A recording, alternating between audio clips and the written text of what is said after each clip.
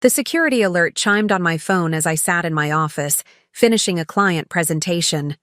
A simple notification that would shatter the foundation of my marriage. Live motion detected at our lakeside cabin. I swiped to view the camera feed, expecting to see Cole arriving early for our anniversary weekend. Instead, I froze, my coffee cup suspended mid-air, as I watched my husband of 8 years lead another woman through our front door. Before we jump back in, tell us where you're tuning in from, and if this story touches you, make sure you're subscribed, because tomorrow I've saved something extra special for you. His hand rested on the small of her back, intimate and familiar in a way that made my stomach turn to ice.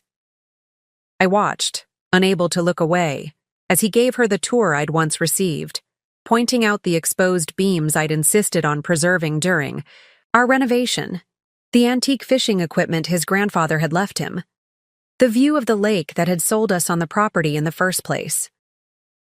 Only now, he presented these treasures to a stranger, a tall blonde woman who moved through our space as though she belonged there. When he pulled her close for a kiss in front of the stone fireplace where we'd spent countless winter evenings, something inside me went perfectly, terrifyingly still. The cabin had been our sanctuary, the place we escaped to when the world pressed in too close. We'd purchased it 5 years ago, a rundown property that we'd lovingly restored together, weekend by weekend. We'd talked about retiring there someday, watching sunsets from the deck, growing old in rocking chairs overlooking the water. Now, he was sharing it with someone else, contaminating every memory with her presence. I sat motionless, watching them move through the rooms, his hand never leaving her body. They disappeared into our bedroom, and I finally set down my coffee cup with trembling fingers. I closed the security app, unable to witness any more. The silence in my office pressed against my eardrums as I tried to process what I'd just seen. 3 days from now, we were supposed to celebrate our anniversary at that cabin. I had already arranged for time off, packed a bag with new lingerie, purchased his favorite whiskey. I'd been worried about us lately. The growing distance, his late nights at work, the way he barely looked at me over dinner. This weekend was supposed to reconnect us, to bridge whatever gap had formed when I wasn't paying attention. Now I understood the distance. It had a name, a face, a body that my husband seemed to know as intimately as he once knew mine. I don't know how long I sat there, staring at the blank screen of my phone. Minutes, perhaps. Or hours. Time seemed to bend and warp around me. Eventually, my administrative assistant, Lucy, knocked on my door, concerned I'd missed my next meeting. I waved her off with some excuse about a family emergency. It wasn't a lie. In some detached part of my brain, I noticed how calm I sounded, how steady my hands were as I gathered my things. Shock, probably. The numbness that precedes pain. I'd experienced it once before, when I broke my arm falling from a horse as a teenager. That strange, floating moment before the nerve endings catch up with the injury. I drove home on autopilot, my mind racing ahead to calculate what I needed to do. The cabin was a 3-hour drive north, nestled in a secluded cove on Lake Serenity. Cole had told me he'd be in Atlanta until Saturday for a business conference. Another lie in what I was beginning to suspect was a tapestry of deceptions. Our home, our primary residence in the suburbs, felt suddenly foreign when I walked through the door. How many other lies filled these rooms? How long had he been seeing her? Was this a one-time indiscretion or something more enduring? The questions multiplied, breeding in the corners of my mind like shadows at dusk. I moved through the house with purpose, ignoring the framed wedding photos that now seemed like artifacts from someone else's life. In our home office, I booted up my laptop and accessed our shared accounts. The cabin security system was state-of-the-art, Cole's insistence, given the property's remote location. It allowed remote monitoring, control of entry points, and most importantly right now, the ability to change access codes. My fingers hovered over the keyboard. What I was contemplating wasn't a small thing. It wasn't an impulsive reaction. It was a declaration of war. But as I recalled the confidence with which Cole had guided that woman through our special place, something hardened inside me. This wasn't just about his betrayal. It was about his audacity, his disrespect, his assumption that I would remain ignorant while he desecrated what we'd built together. I changed the door codes first. Then the alarm system passwords. I revoked his digital key access and authorized a complete security protocol update.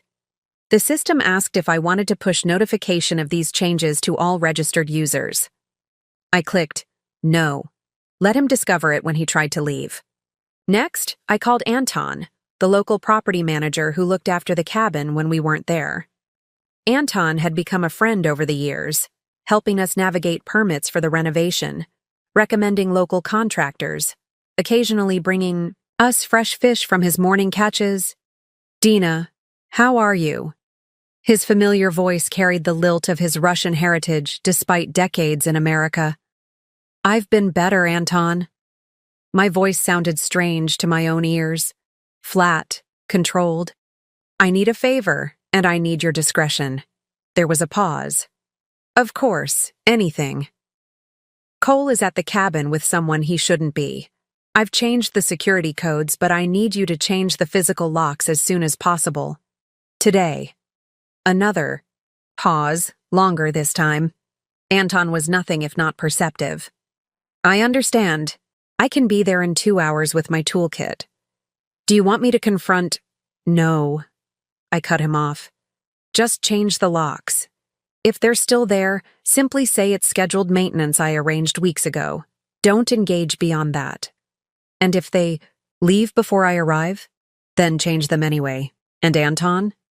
I'd appreciate if you could keep an eye on the property over the next few days. Let me know when they leave." "Consider it done," he said without hesitation. "I'm sorry, Dina." I thanked him and hung up, feeling the first crack in my composure. Anton's simple expression of sympathy threatened to unravel the tight control I'd maintained since watching that security footage. I pushed the feeling down. I couldn't afford to fall apart. Not yet. I had one more call to make. Cameron, my sister, answered on the third ring. "Hey, stranger. I was just thinking about you. How's the anniversary planning going?" The casual question nearly undid me. I took a breath, steadying myself against the desk. "Cam, I need you to come over. Now if you can." My sister had never needed more explanation than that. 20 minutes later, her car pulled into my driveway. One look at my face as I opened the door, and she simply opened her arms. That's when the numbness finally gave way, and the pain came crashing through. 3 years before my world imploded on an ordinary Tuesday afternoon, Cole and I were considered the power couple among our friends. I ran a successful interior design firm that specialized in commercial spaces, while Cole had climbed to senior partner at his investment banking firm. We lived in a renovated Craftsman in an upscale neighborhood, hosted dinner parties that our friends talked about for weeks, and seemed to have mastered the elusive work-life balance that everyone chased. When we found the cabin, it was during a weekend drive we took to clear our heads after a particularly intense period at work. We weren't even looking for property, just enjoying the scenery, stopping at roadside farm stands, trying to remember what it felt like to exist without deadlines and client expectations. "Let's take this road," Cole had suggested, pointing to a narrow turnoff that wound toward the lake. "I want to see the water." The for sale sign was weather-beaten and leaning, like it had been there so long it had given up hope. The cabin behind it was in even worse shape: peeling paint, a sagging porch, windows clouded with decades of grime. But the location was breathtaking. Perched on a small bluff overlooking a pristine cove, with ancient oaks framing the view of mountains beyond the water. "It's a teardown," the realtor had warned when we called the number on the sign. The previous owners abandoned it years ago. Preparing and narrating this story took us a lot of time, so if you are enjoying it, subscribe to our channel. It means a lot to us. Now back to the story. The land's the only thing of value. Cole and I saw something different. We walked through rooms thick with dust and memories, imagining what could be. A family had lived here once, raised children, celebrated holidays, weathered storms both literal and figurative. The bones of the place were solid, despite the cosmetic neglect. We could bring it back, I whispered, standing in what would become our bedroom, looking out over the lake. Cole squeezed my hand. We could make it ours. We made an offer that day, significantly under asking price given the condition. When it was accepted, we spent the next 18 months driving up on weekends, slowly transforming the neglected property into our retreat. I designed, Cole executed. We argued over paint colors and hardware finishes and whether the kitchen island should be stationary or on wheels. We compromised. We created. The cabin became our escape, our refuge from demanding careers and social obligations. We had rules.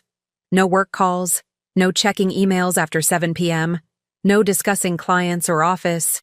Politics? Just us, reconnecting with each other and with the simpler pleasures, cooking elaborate meals in our renovated kitchen, reading books by the fire, skinny dipping in the lake on moonlit nights when we felt particularly daring. This place makes me remember who I am outside of the office, Cole once said, nursing a bourbon on the deck as the sun set. Who we are. I thought I knew who we were. I thought we were partners, equals, a team navigating life together. I thought we were honest with each other. Cameron set a mug of tea in front of me, pulling me back to the present. My sister had listened without interruption as I recounted finding Cole with another woman, changing the security codes, calling Anton. Now she sat across from me at my kitchen island, her face a study in controlled fury. "How are you so calm?" she asked finally. "If it were me, I'd be halfway to the cabin with a baseball bat." I wrapped my hands around the warm mug. "I'm not calm. I'm processing." "Processing what? That your husband is a cheating asshole?" Flinched at her bluntness. "Processing what I'm going to do about it." Cameron's eyes narrowed. "What do you mean?" "I mean, I'm not going to confront him in some dramatic scene at the cabin. That's what he'd expect. Tears, accusations, a chance to explain himself, to minimize what he's done, to make me feel crazy for being upset. How could he possibly minimize this? He brought another woman to your anniversary spot." I took a sip of tea, organizing my thoughts. Our whole marriage, Cole has controlled the narrative. He's the charming one, the successful one, the one everyone gravitates toward at parties. I've always been the pragmatic one, the planner, the one who makes sure the bills are paid and the social calendar is managed. That's called being an adult, Dina. I know. But it's also meant that in any disagreement, I'm cast as the uptight one, the unreasonable one. Cole's really good at making you question your own perceptions. If I confront him while he's with her, he'll spin it, say it's not what it looks like or that I'm overreacting, or that we've been having problems for a long time and I've been too busy to notice. Cameron's expression darkened. Has he done that before?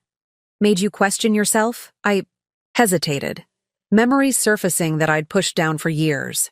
The time Cole had missed my father's retirement dinner because of a work emergency that later seemed suspiciously vague. His explanation had been so persuasive, so reasonable, that I'd ended up apologizing for being upset. Or the mysterious charges on our credit card that he'd dismissed as a company expense mistakenly put on our personal account. An explanation I'd accepted without verification.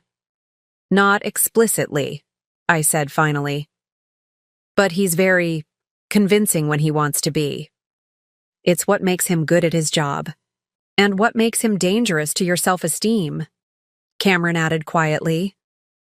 My phone chimed. A text from Anton. Arrived at cabin. Their car's still here. Beginning lock change on exterior doors as discussed. I showed Cameron the message. "Anton, we'll text when it's done. Then we wait." For what? For Cole to discover he's locked out. For him to call me, demanding an explanation. And that's when I'll have the upper hand for once. Cameron studied me, concern replacing anger in her eyes. This isn't like you, Dina. The calm calculation, the strategic thinking. I met her gaze steadily. Maybe it's exactly like me. Maybe this is who I've always been when I'm not letting Cole define who I am. My phone chimed again.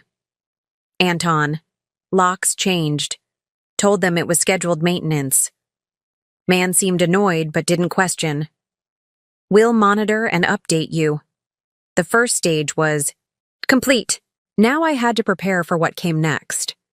The first call came exactly 2 hours and 17 minutes after Anton changed the locks. I watched Cole's name flash across my phone screen, feeling a strange sense of detachment, as if I were observing someone else's marital crisis unfold. I let it ring through to voicemail, then again 5 minutes later. And again, 3 minutes after that. When I finally picked up on his fourth attempt, my voice was steady. Hello, Cole. Dina, what the hell is going on? His voice carried that familiar tone, part confusion, part irritation, that he used whenever something didn't go according to his plans. Someone changed the locks at the cabin. The security codes aren't working either. Yes, I replied simply. I did that. The silence that followed stretched so long I might have thought we'd been disconnected if not for the sound of his breathing, suddenly heavier. Why would you do that? His voice had shifted, softened, became cautious. I think you know. Why? I kept my responses short, denying him the opportunity to seize control of the conversation. Another pause. I heard muffled sounds, as if he'd covered the phone to speak to someone else. My stomach clenched, imagining him explaining the situation to the blonde woman, perhaps gesturing in frustration while mouthing that his wife was being difficult. Listen, Dina, I don't know what you think is happening, but you're jumping to conclusions. His voice was back, smoother now, the tone he used to diffuse tense client situations. I'm at a work retreat. Marshall brought the team up here for strategy sessions. I almost laughed at the absurdity of his lie. Is that so? And does your strategy include taking your colleague to our bedroom? His sharp intake of breath told me everything. The cabin has security cameras, Cole. I saw you arrive. I saw who you arrived with. I saw everything. Dina, his voice took on a pleading edge. It's not what it looks like. The cliché almost made me laugh. It looks exactly like what it is. You, bringing another woman to our cabin, to our bed, while telling me you were at a conference in Atlanta. I can explain. I'm sure you can. I cut him off. You're very good at explanations. But I'm not interested in hearing them. As I spoke, I opened my laptop and pulled up the file I'd been compiling all afternoon. After Cameron left to pick up dinner, I'd gone through our financial records with methodical precision, looking for patterns I'd missed. And I'd found them. Charges at restaurants I'd never been to, weekend work trips that coincided with suspicious credit card activity, a secret bank account I'd discovered linked to our joint finances. What happens now? Cole asked, his voice careful, calculating. He was assessing the damage, trying to figure out the path of least resistance. Now you can enjoy your weekend with your girlfriend, I said calmly. But you'll need to find new accommodations. Your access to the cabin has been permanently revoked. You can't just— Actually, I can. The cabin is in my name, Cole. If you check the property records, which I'm guessing you never bothered to do, you'll find that while both our names are on the mortgage, the deed lists me as the sole owner. It had been Cole's idea, ironically. Something about tax advantages given my business structure, a detail he had apparently forgotten. Another muffled conversation on his end. I pictured him pacing, running his hand through his hair the way he did when stressful situations slipped beyond his control. This is ridiculous, he finally said, anger bleeding through his composed facade. Where am I supposed to go? We're 3 hours from home. That sounds like a problem you created for yourself, I replied. I suggest you start with the Lakeview Inn about 20 minutes south of the cabin. They usually have vacancies this time of year. I heard him exhale sharply. And our anniversary weekend? We're supposed to be there together in 3 days. The audacity was breathtaking. There is no anniversary weekend, Cole. Not anymore. I ended the call before he could respond, setting my phone down on the kitchen counter with trembling fingers. Only then did I allow myself to acknowledge the warning signs I'd been ignoring for months, perhaps years. The late nights at the office that had become more frequent. The business trips that seemed to multiply on his calendar. The way he'd stopped, asking about my day, stopped sharing details about his. The diminishing intimacy, explained away by stress and schedules. The password on his phone that hadn't existed before, justified as a new company security policy. But there had been earlier signs too. Subtle shifts I'd attributed to the natural evolution of a long-term relationship. Cole checking his phone constantly during our rare dinners together. The mysterious text messages that made him smile in a way he no longer smiled at me. His sudden interest in his appearance. New clothes, a different haircut, an expensive gym. Membership he actually used. Cameron had noticed before I had. 6 months ago, during a girls' night at my house, she'd watched Cole leave for a client dinner, dressed in his best suit, freshly shaved, wearing cologne I'd given him for Christmas, but that he rarely used. He's putting in a lot of effort for clients, she'd observed after he left, her voice carefully neutral. I'd dismissed her concern. Image is everything in his industry. First impressions, you know. She hadn't pushed, but the look she gave me contained a warning I hadn't been ready to receive. My phone buzzed with a text from Anton. They're packing up. Looking angry. Should I stay out of sight? I replied quickly. Yes. Let me know when they leave. As I set the phone down, it immediately began ringing again. Cole. I silenced it and watched as a text appeared instead. We need to talk about this like adults. Stop being childish. His attempt to flip the script, to cast me as the unreasonable one, was so predictable it almost made me sad. The man I'd married, the man I thought I knew, was a carefully constructed facade. And now that I could see through it, I wondered how much else of our life together had been an illusion. My phone chimed again with another text from Anton. They've left, heading south on the main road. The first confrontation was over, but I knew Cole well enough to understand this was just the beginning. By evening, Cole's tactics had evolved from demands to diplomacy.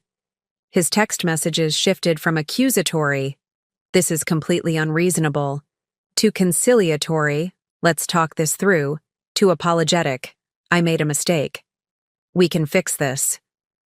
I read, each one without responding, watching his desperation grow with each unanswered plea. Cameron returned with takeout and a bottle of wine. "Any word from Anton?" she asked, unpacking containers of Thai food. "They left about an hour ago," I replied, showing her my phone. "Heading south, probably to that inn I mentioned." "And Cole?" Cycling through his playbook of manipulation techniques. I scrolled through his messages for her to see. He'll be calling mutual friends next, trying to spin the story before I can. As if on cue, my phone lit up with a call from Allison, my closest friend besides Cameron. I showed the screen to my sister. "Right on schedule." Cameron raised an eyebrow.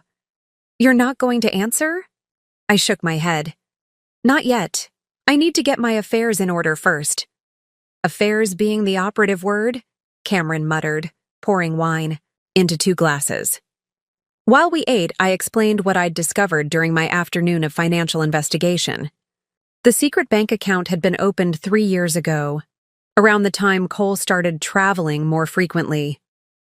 Credit card statements showed patterns of spending at high-end restaurants and hotels, often in locations just a few hours' drive from our city. There were jewelry purchases I'd never received, spa packages for two, weekend getaways disguised as business trips. This wasn't a one-time thing, I said, pushing my food around my plate. This has been going on for years. Cameron's expression darkened. Do you know who she is? The woman from the cabin? I shook my head. I got a good look at her face on the security footage, but I don't recognize her.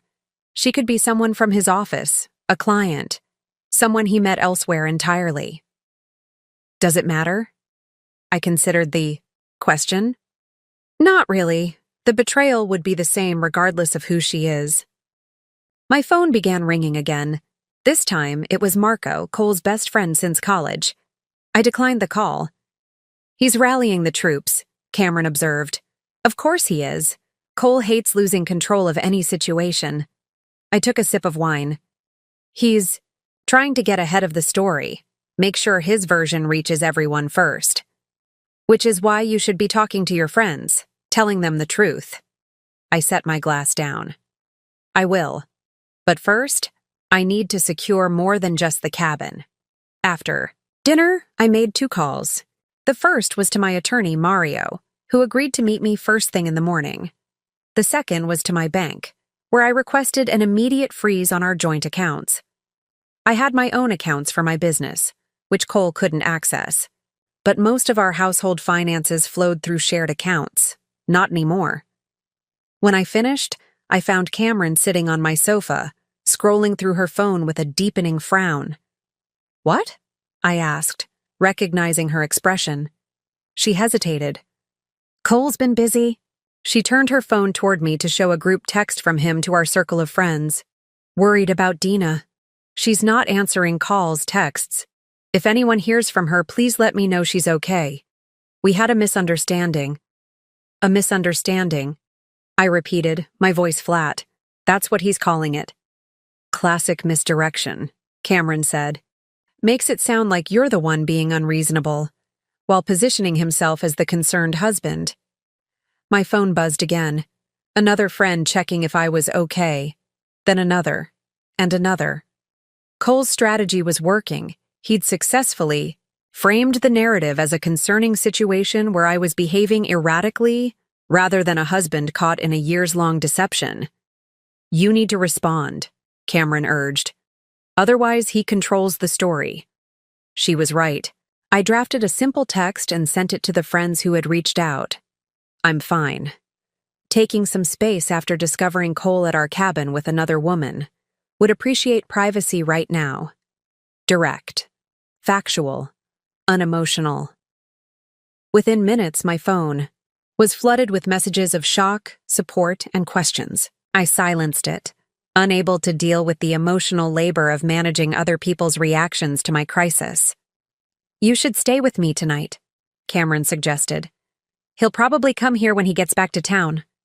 I shook my head. No, this is my house too. I'm not leaving. Dina, I need to be here, I insisted. There are financial documents, legal papers, things I'll need for my meeting with Mario tomorrow. Besides, I'm not hiding from Cole. I'm not the one who did anything wrong. Cameron looked skeptical but didn't argue further. Then I'm staying here with you. I was about to protest when my phone lit up with a text from a number I didn't recognize. This is Allison, Cole's friend. I think we should talk. I stared at the message, my pulse quickening. Cole didn't have a friend named Allison. The only Allison in our lives was my friend. What is it? Cameron asked, noticing my expression. I showed her the text. I think this might be her, the woman from the cabin. Cameron's eyes widened. Are you going to respond? I studied the message, considering my options. This was unexpected, the other woman reaching out directly. Was it a trap set by Cole? Or was she acting independently? Yes, I decided. But not right now. First, I need to find out who she is. I took a photo of the message and sent it to Anton. With a quick text, "Can you zoom in on the security footage of the woman at the cabin? I need a clearer image of her face." Anton replied almost immediately, "We'll send you screenshots within the hour." Meanwhile, my laptop pinged with an email notification from our credit card company. Unusual activity alert. Approve or deny. I logged in to find Cole had just checked into the Lakeview Inn and charged it to our joint credit card. The one I hadn't yet frozen. The room was reserved for 3 nights, our anniversary weekend. He had taken her there instead. Something cold and resolute settled in my chest. Whatever doubts I might have harbored about my course of action vanished in that moment. Cole wasn't just a cheater. He was systematically cruel, bringing his mistress to the places that meant the most to us, deliberately contaminating our memories. I denied the charge, then froze the credit card. Let him explain that to his girlfriend. Anton's email arrived just before midnight, containing several high-resolution screenshots from the cabin's security footage. I sat at the kitchen island, Cameron leaning over my shoulder as I opened the attachments. The woman's face came into sharp focus. Early 30s, striking features, professionally highlighted blonde hair. There was something vaguely familiar about her, but I couldn't place it. "Do you recognize her?" Cameron asked, studying the images. I shook my head. "Not really, but I feel like I should." I downloaded the clearest photo and ran a reverse image search online. Nothing. Then, on a hunch, I navigated to Cole's company website and began scrolling through their team page. "There," Cameron pointed suddenly.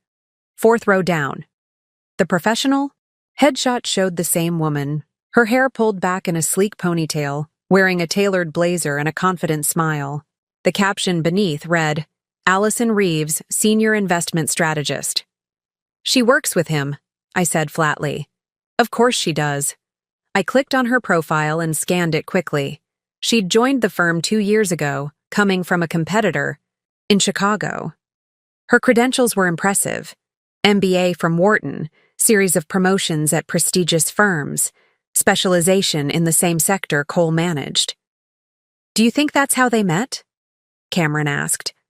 "At work?" "Probably. But 2 years. I trailed off, remembering how our relationship had shifted around that time. Cole had become increasingly critical of small things, the way I organized our pantry, how I loaded the dishwasher, my preference for documentaries over action movies. Insignificant complaints that, in retrospect, seemed designed to create distance, to justify his emotional withdrawal. I turned back to my phone and reread the text from Allison's number. "This is Allison, Cole's friend. I think we should talk." After a moment's consideration, I replied, "What could we possibly have to talk about, Ms. Reeves?" Her response came almost immediately. "So you know who I am. I know you work with my husband. Yes. And that you're more than colleagues." There was a longer pause before her next message. "It's not what you think. Cole told me you were separated." A cold laugh escaped me. Cameron looked up sharply. "What?" I showed her the text exchange. The oldest excuse in the book. He told me he was separated. "You don't believe her?" "I don't know," I admitted. "But it doesn't really matter. Whether she knew about me or not doesn't change what Cole did." Typed a response. "We are not separated. Never have been." "If Cole told you that, he lied to you too." 3 dots appeared, disappeared, then appeared again. Finally, "I'd like to meet in person. I have information you should know." I stared at the message, uncertain how to proceed. Was this a trap? A ploy Cole had orchestrated to make me look unreasonable if I refused? Or did Allison genuinely have something to tell me? "Don't do it," Cameron advised, reading over my shoulder. "Nothing good can come from meeting her." But curiosity nagged at me. What if she knows something important? Something that could help me legally? Or what if she's planning to record your conversation? Make you say something Cole could use against you? I considered this possibility. Cole was certainly calculating enough to attempt such a maneuver. But something about Allison's messages felt genuine. the immediacy of her responses, the directness of her approach. Before I could decide how to respond, my phone rang. Cole again. This time I answered. The credit card was declined, he said without preamble, his voice tight with controlled anger. And I can't access our checking account. Yes, I replied simply. You froze our accounts. It wasn't a question. I protected our assets from further misuse, I corrected. Given that you've been spending our joint funds on your girlfriend for what appears to be years. A sharp inhale. Dina, this is getting out of hand. You're acting irrationally. Is that what you're telling everyone? That I've lost my mind? That this is just a misunderstanding? I kept my voice level despite the anger building in my chest. I'm concerned about you, he said, his tone softening into something patronizingly gentle. This isn't like you lashing out like this. Protecting myself isn't lashing out, Cole. It's a rational response to discovering my husband has been living a double life.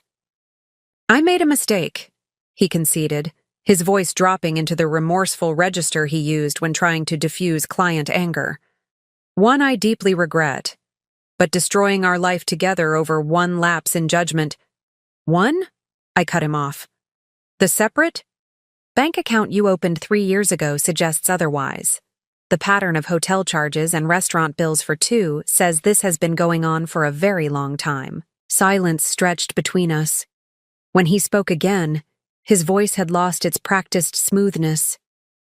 You went through our financial records? Of course I did. The moment I saw you with her, I started looking for what else you might be hiding. Another pause. I could almost hear him recalculating, adjusting his strategy. Where am I supposed to stay tonight? He finally asked, a hint of genuine uncertainty in his voice. You've locked me out of both homes and frozen our accounts. That sounds like a problem for you and Allison to solve? I replied coolly. Perhaps one of you has a corporate card you can use.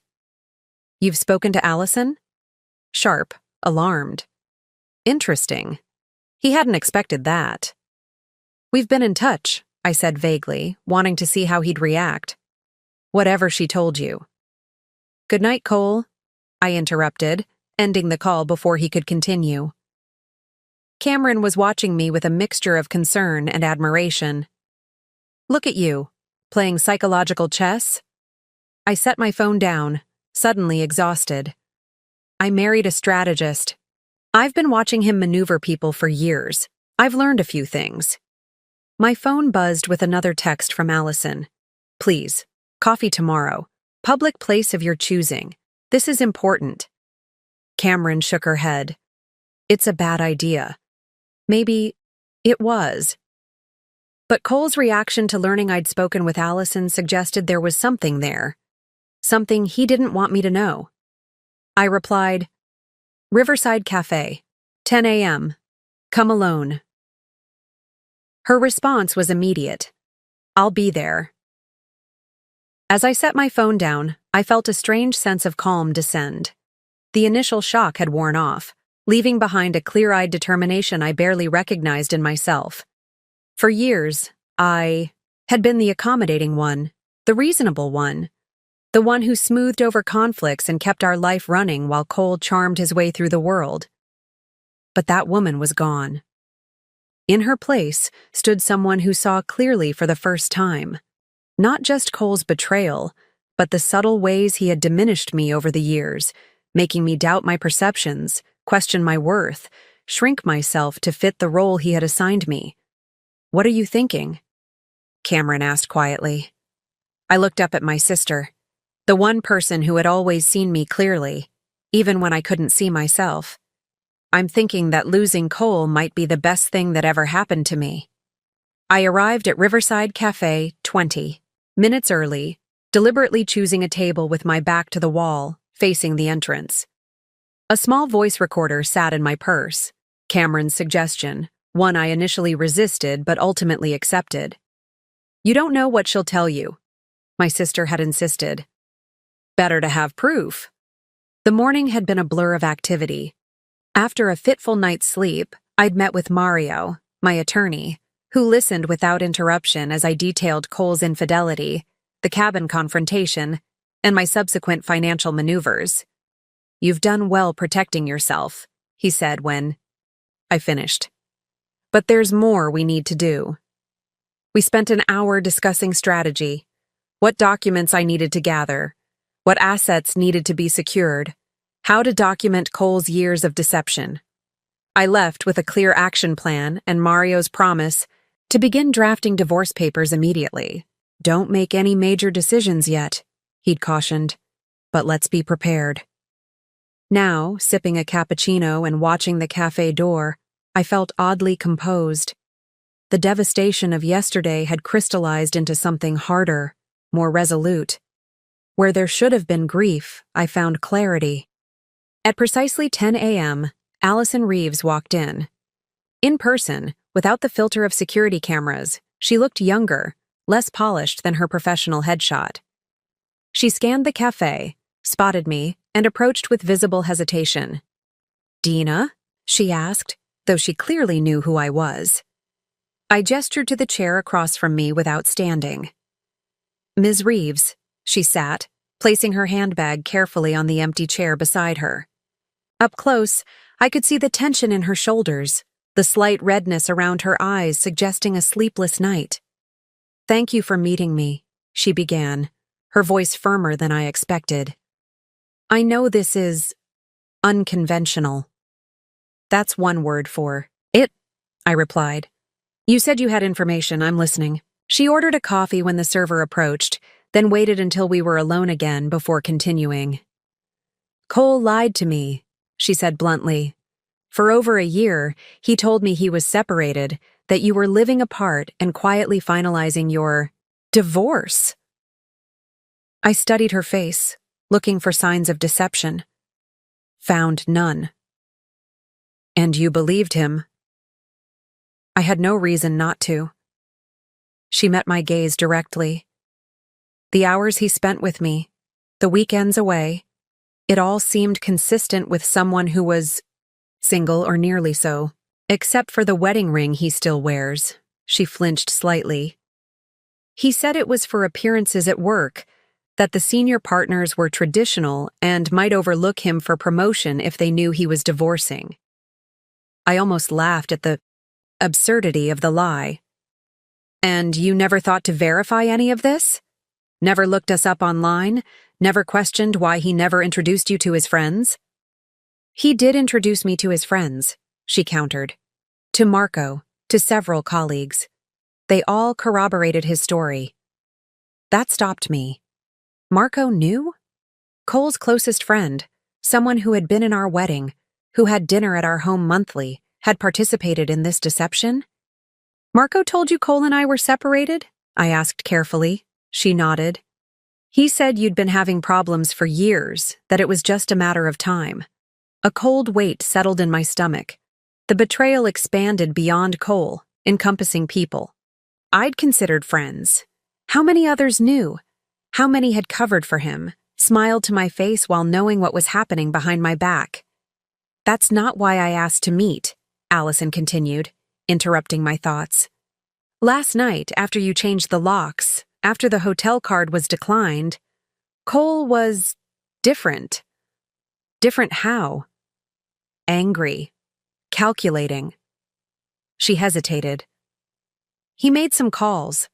I only heard parts of the conversations, but he was talking about offshore accounts, about moving assets, names I didn't recognize. And then..." She stopped abruptly. "And then what?" I prompted. "He got a call that seemed to upset him. After that, he told me he had to go back to the city immediately, that something had come up with work. He left me at the hotel to find my own way back." "When was this?" "Around midnight." I processed this information, trying to make sense of it. Cole had left the lake, headed back to the city. Was he coming home? Planning some counter-move? "There's more," Allison said quietly. While he was in the shower earlier that day, a notification came through on his phone. I shouldn't have looked, but it was right there, and She pulled out her own phone, scrolled through it, and turned the screen toward me. I took a screenshot. The image showed an email notification. Transfer complete. Cayman account ready. Per instructions. This was yesterday? I asked sharply. She nodded. After you called him about the cabin. I didn't think much of it at the time, but after hearing those later phone calls. She leaned forward. I think he's hiding money, Dina. Significant amounts of money. My mind raced. If Cole was moving assets offshore, it meant he was preparing for divorce, trying to shield resources from being divided. But why now? The timing suggested he'd been planning this before I discovered his affair. Why are you telling me this? I asked, watching her carefully. Why take his side? I'm not taking sides, she replied firmly. I'm doing what I wish someone had done for me 3 years ago. What do you mean? She took a deep breath. My ex-husband did the same thing Cole is doing to you. The lies, the gaslighting, the hidden finances. By the time I figured it out, he'd moved everything of value beyond my reach. I lost everything. My home, my savings, even my credit score. I'm still rebuilding. I studied her, searching for signs of manipulation or deception. Found only what appeared to be genuine regret. When did you realize Cole had lied about us being separated? I asked. When you texted me back last night. The way you responded. So certain, so clear. It didn't match what Cole had told me about you. She looked down at her coffee.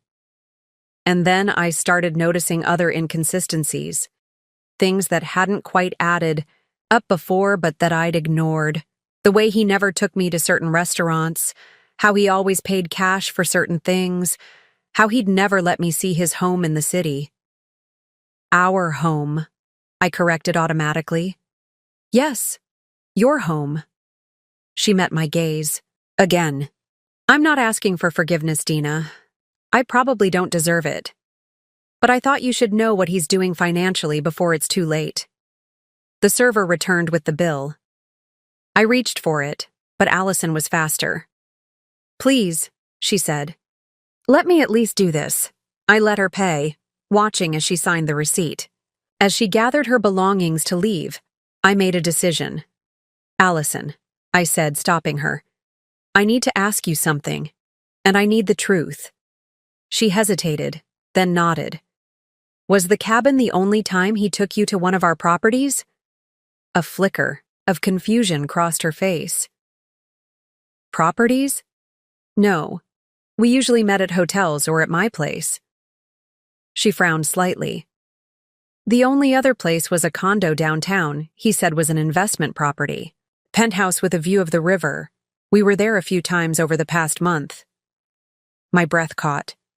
We didn't own a downtown penthouse, but Cole's parents did. A luxury condo they used when visiting the city, to which Cole had keys. Another layer of betrayal, another family relationship damaged. Thank you for your honesty, I said, surprising myself with how steady my voice remained despite the fresh wave of pain. Allison looked at me for a long moment. He's not who either of us thought he was, she said finally, then turned and walked out of the cafe. I remained seated, the small voice recorder still running in my purse, capturing the silence that followed her departure. The drive home from the cafe was a blur, my mind racing with everything Allison had revealed. Cole was hiding money offshore. His closest friends had supported his deception. He'd used his parents' condo for his affair. Each new betrayal compounded the last, creating a mosaic of deceit that stretched back years. I called Mario from the car, using the hands-free system. I need to meet again, I said when he answered. Cole is moving money offshore, I have evidence. Come now, he replied without hesitation. I'll clear my schedule. By the time I reached Mario's office, I had already forwarded him the screenshot Allison had sent me. The recording of our conversation was uploading to a secure server Cameron had helped me set up, a digital vault for evidence that Cole couldn't access. This complicates things, Mario said, studying the email notification. But it also strengthens your position if he's attempting to hide marital assets. What do? We file immediately, today, and we request an emergency injunction freezing. All assets. He looked up from his computer. We'll need a judge to sign off, but with this evidence, I believe we can get it done. I nodded, a strange calm settling over me despite the escalation. Do it. While Mario worked on the filing, I stepped into his conference room to call Cameron. As I was about to dial, a text came through from an unknown number. It's Cole's mother. Eleanor, we need to talk. Can you come to our house this afternoon? I stared at the message, caught off guard. Eleanor and Richard Taylor had always been kind to me, welcoming me into their family with genuine warmth. Unlike many of Cole's wealthy friends, they had never made me feel like an outsider despite my more modest background. The thought of them, learning about Cole's betrayal, especially his use of their condo, brought a fresh wave of pain. I replied, I can be there at 3. The response was immediate. Thank you. Just you, please. By the time I left Mario's office, the emergency injunction had been filed and we were awaiting a judge's signature. The divorce papers would be ready for my signature that evening, and Cole would be served as soon as he returned to the city. Don't engage with him directly, Mario cautioned as I left. If he calls, direct him to me. If he shows up at your house, don't let him in. Everything goes through legal channels now. I drove to the Taylors' stately home in the city's most exclusive neighborhood with a sense of dread. How much did they know? Had Cole already spoken to them, spun his version of events? The thought of having to tell these people I cared about that their son had betrayed not just me but them as well was almost unbearable. Eleanor opened the door before I could ring the bell, her usually impeccable appearance slightly disheveled. She pulled me into a tight hug. "Oh, Dina," she whispered. "I'm so sorry." She led me through the marble-floored entryway into their sunroom, where Richard sat waiting. He stood when I entered, his expression grave. "Cole called us this morning," Eleanor explained as we sat.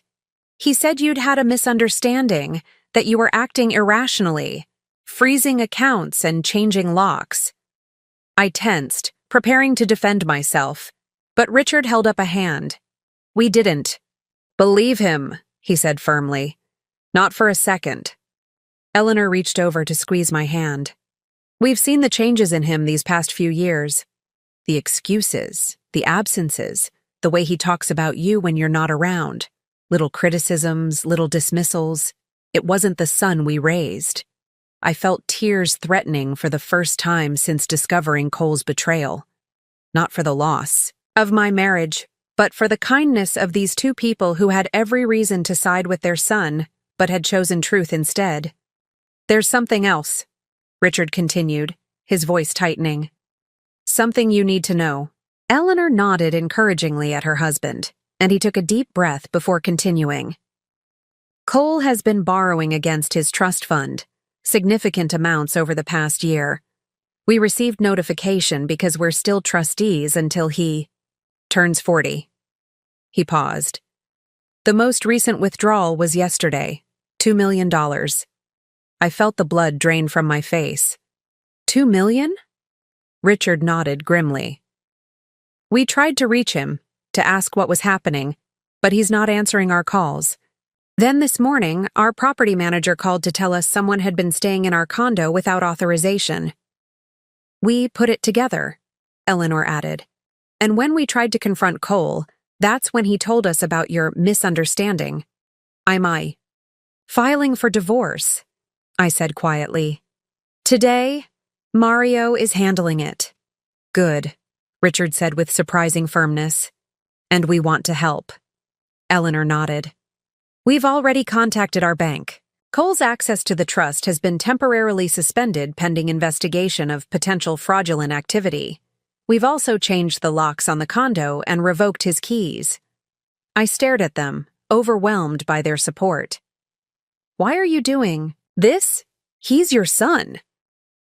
"Because what he's doing is wrong," Richard said simply. And because we helped create this situation. What do you mean? Eleanor looked down, guilt evident in her expression. The money, the privilege, the easy path we provided.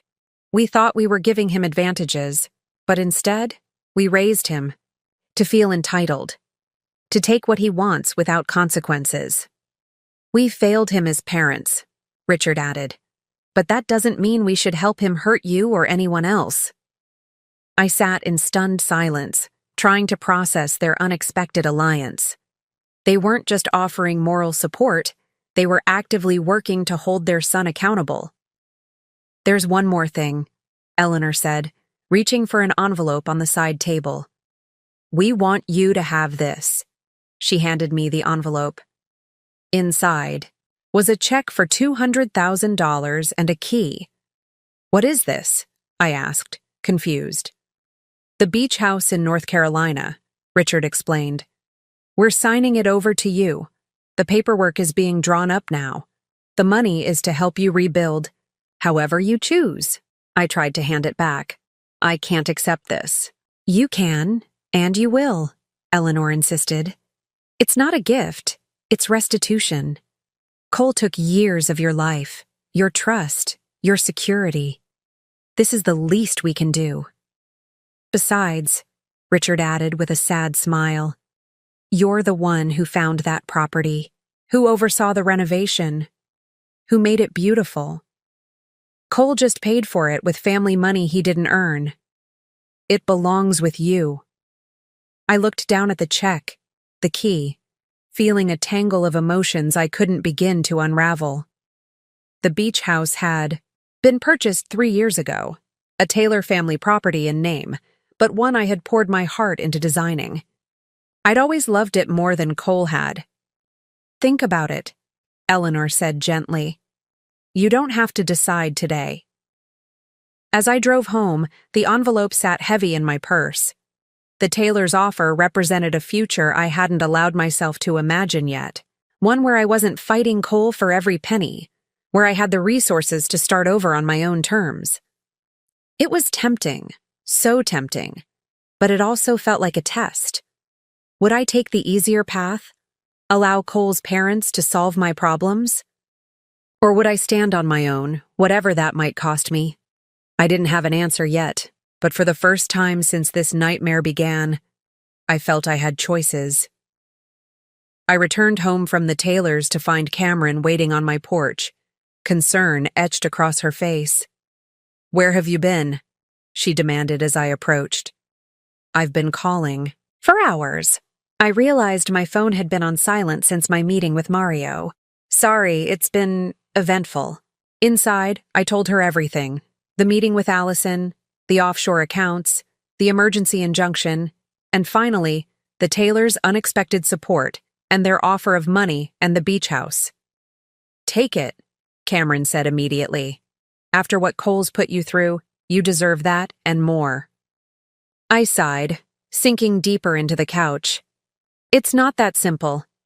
If I take it, I'm still letting Cole's family solve my problems. I'm still tied to them, to him in a way. It's not solving your problems. It's compensation for damages, Cameron countered. Besides, you said yourself you're the one who renovated that beach house.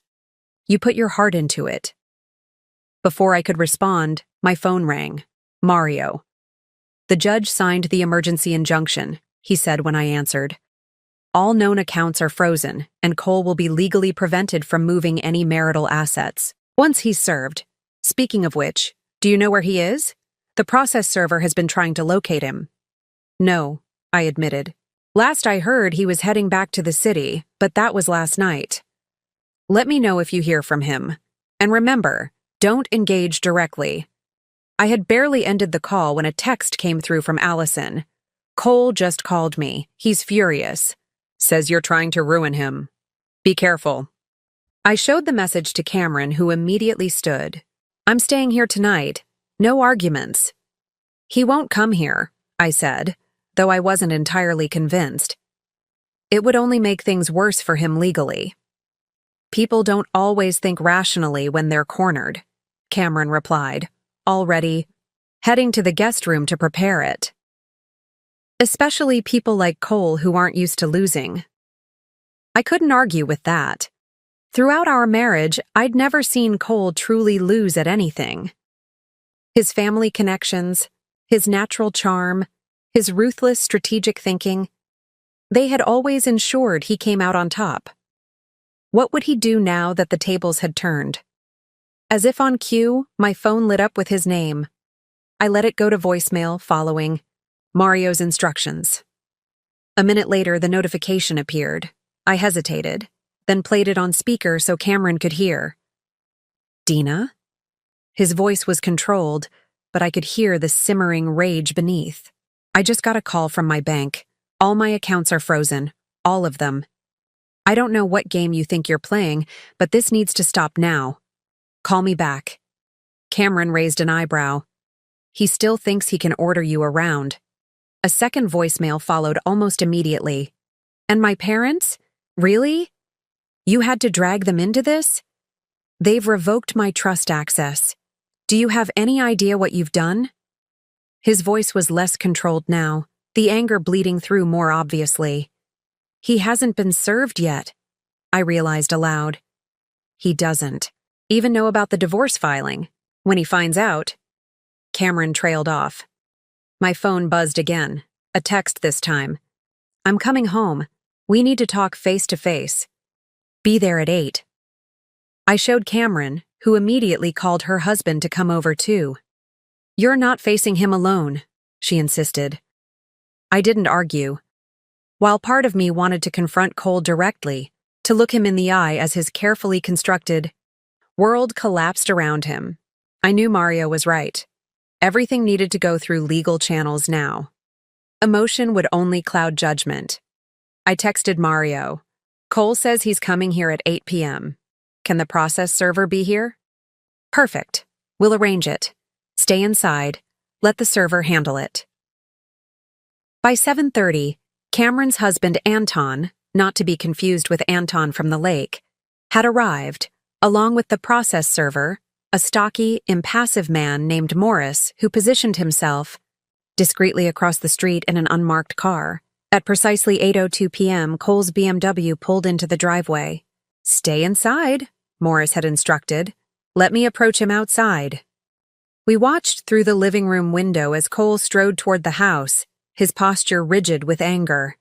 Before he reached the porch, Morris intercepted him, extending an envelope.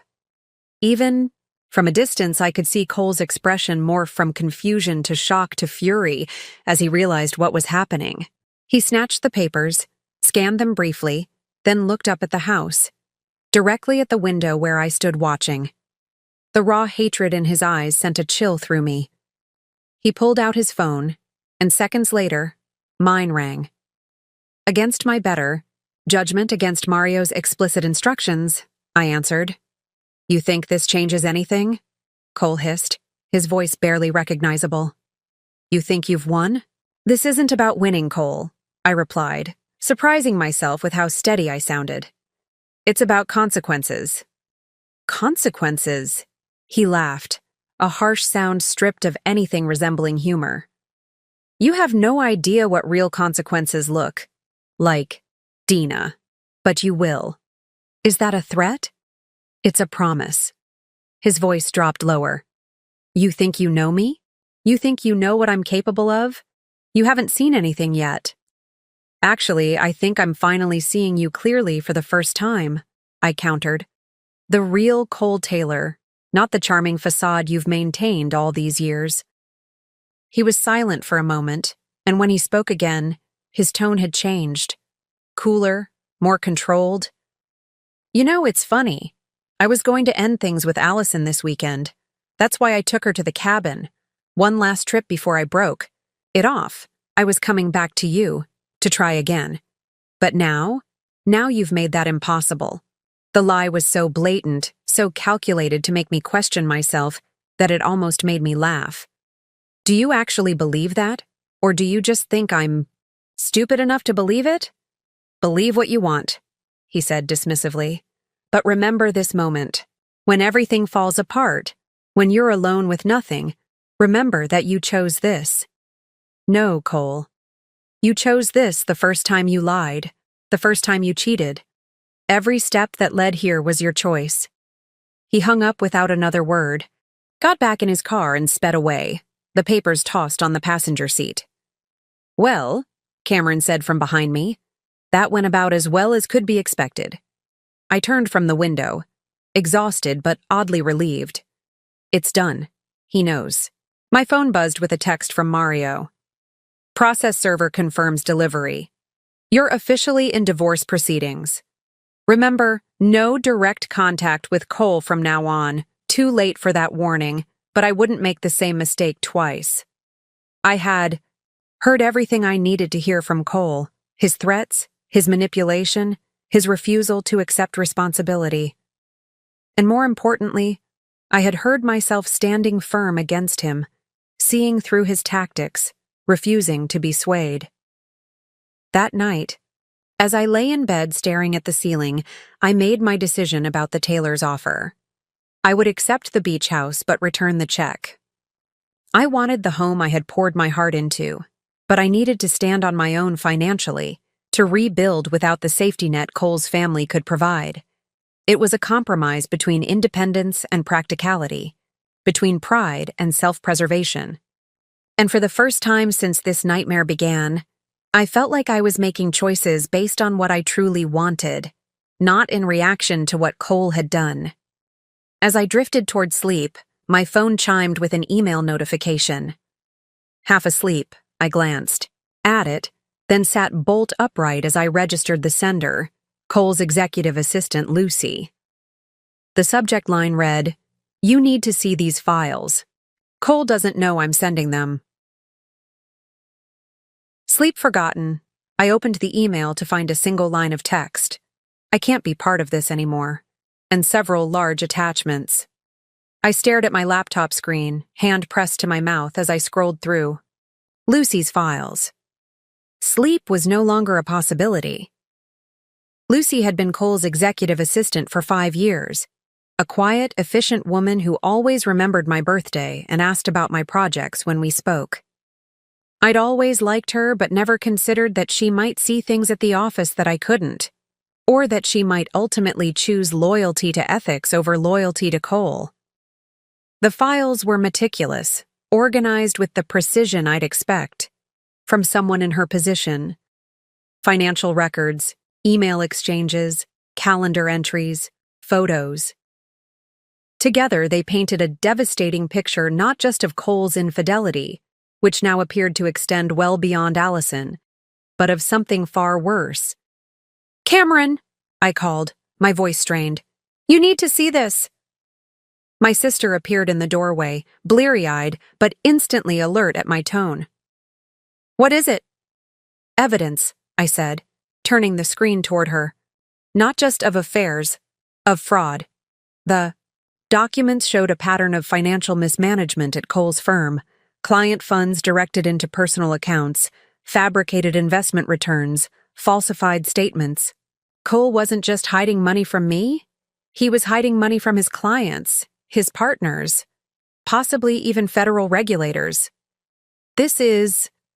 Cameron trailed off, scrolling through the files. "This is prison-worthy stuff, Dina." I nodded, still processing the magnitude of what I was seeing. Lucy included notes explaining each document. She says she's been collecting evidence for months, ever since she discovered discrepancies in the books. She was afraid to come forward because Cole had made thinly veiled threats about her job, her reputation. What changed her mind?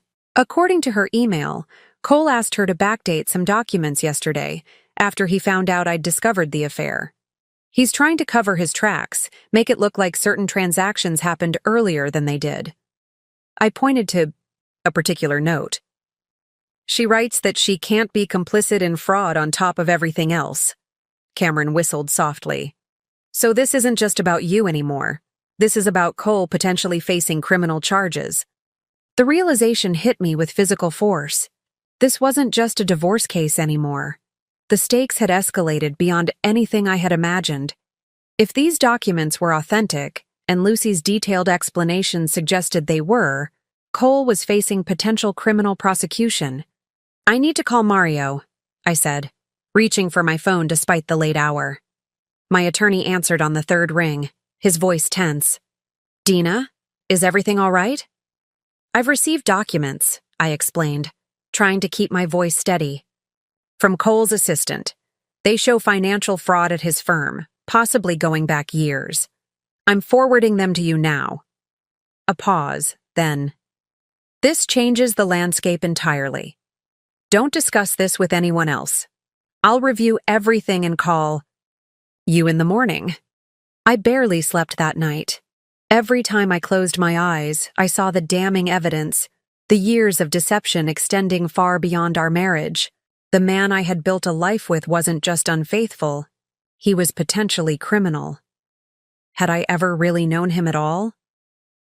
By morning, Mario had reviewed everything and called an emergency meeting at his office. He greeted me with unusual gravity, ushering me directly into his conference room where a woman I didn't recognize waited. "This is Veronica Walsh," he introduced. "She's a prosecutor with the White Collar Crimes Division. Given what's in those files, I thought it prudent to involve her immediately." My stomach tightened. "Am I in trouble?" Veronica shook her head. "Not at all, Ms. Taylor.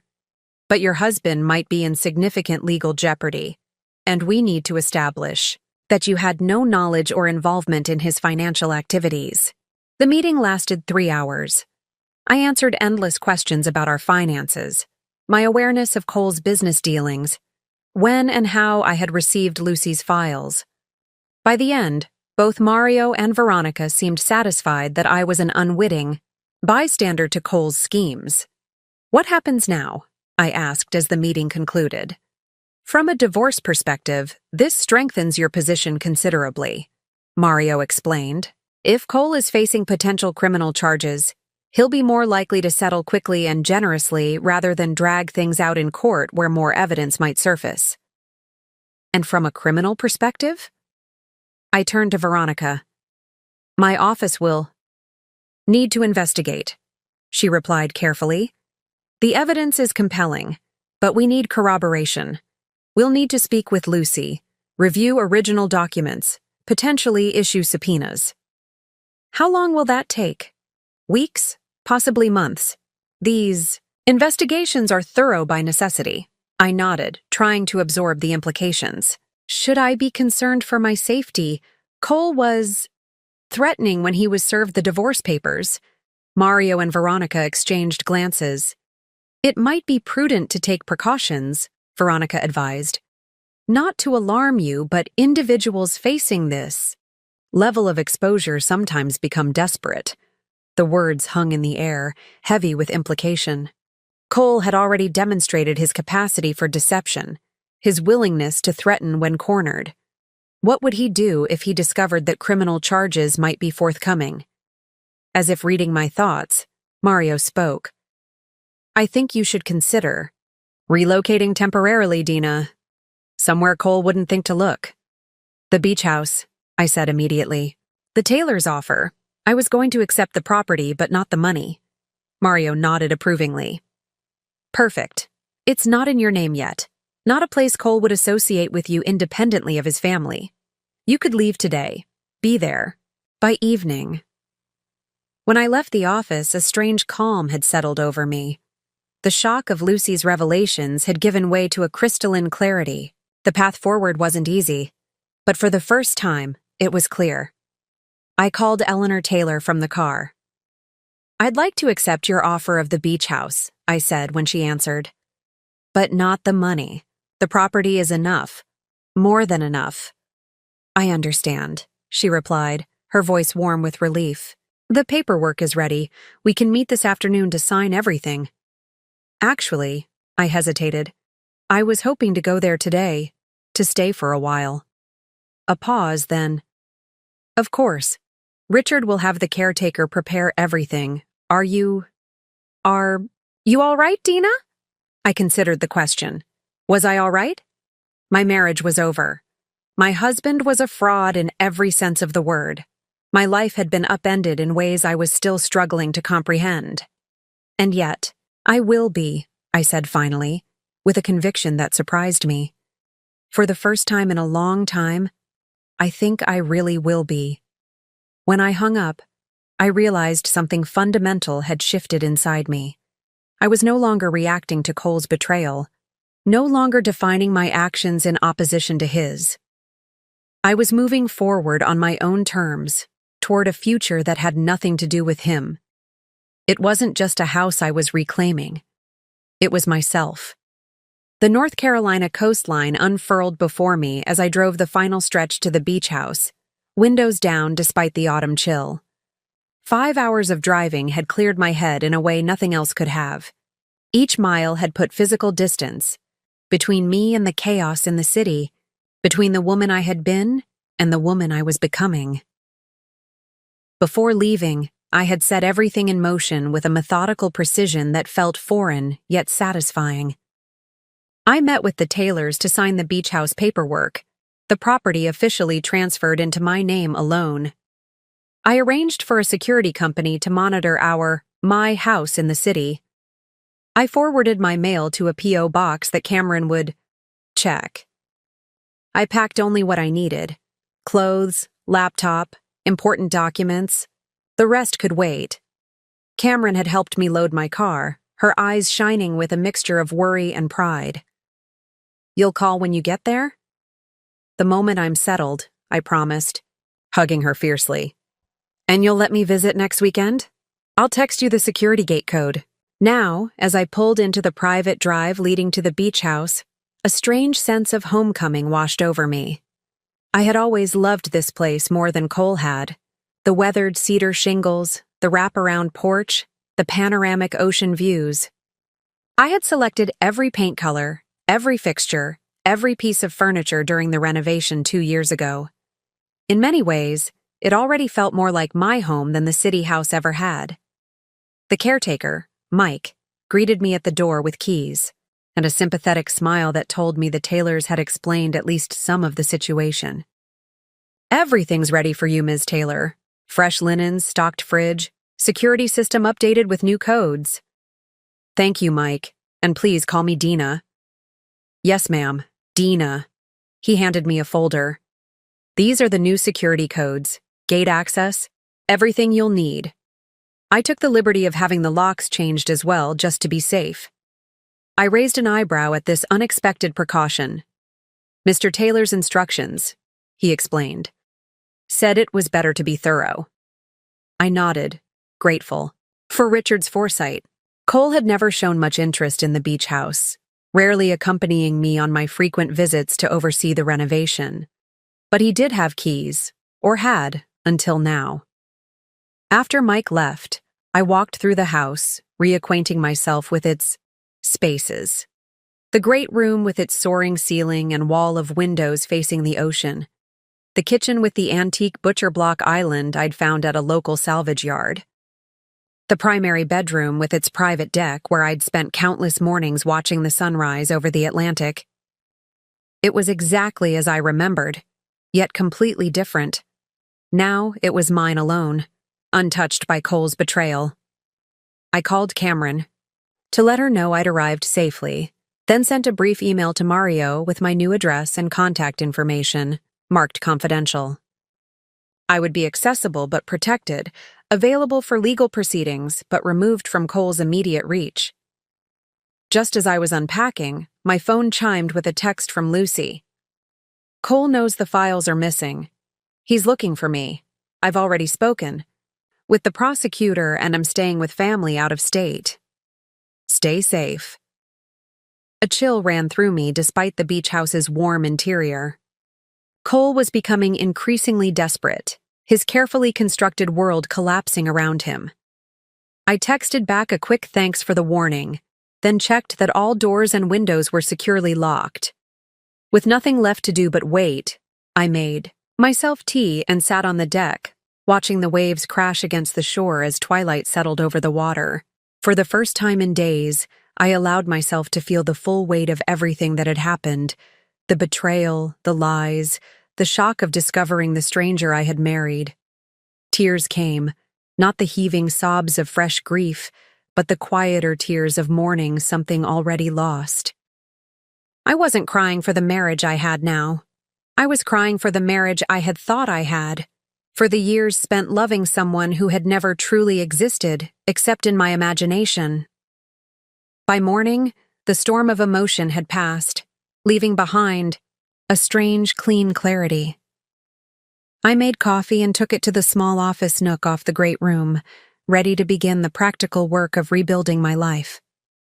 First, I called my business partner to explain I'd be working remotely for the foreseeable future.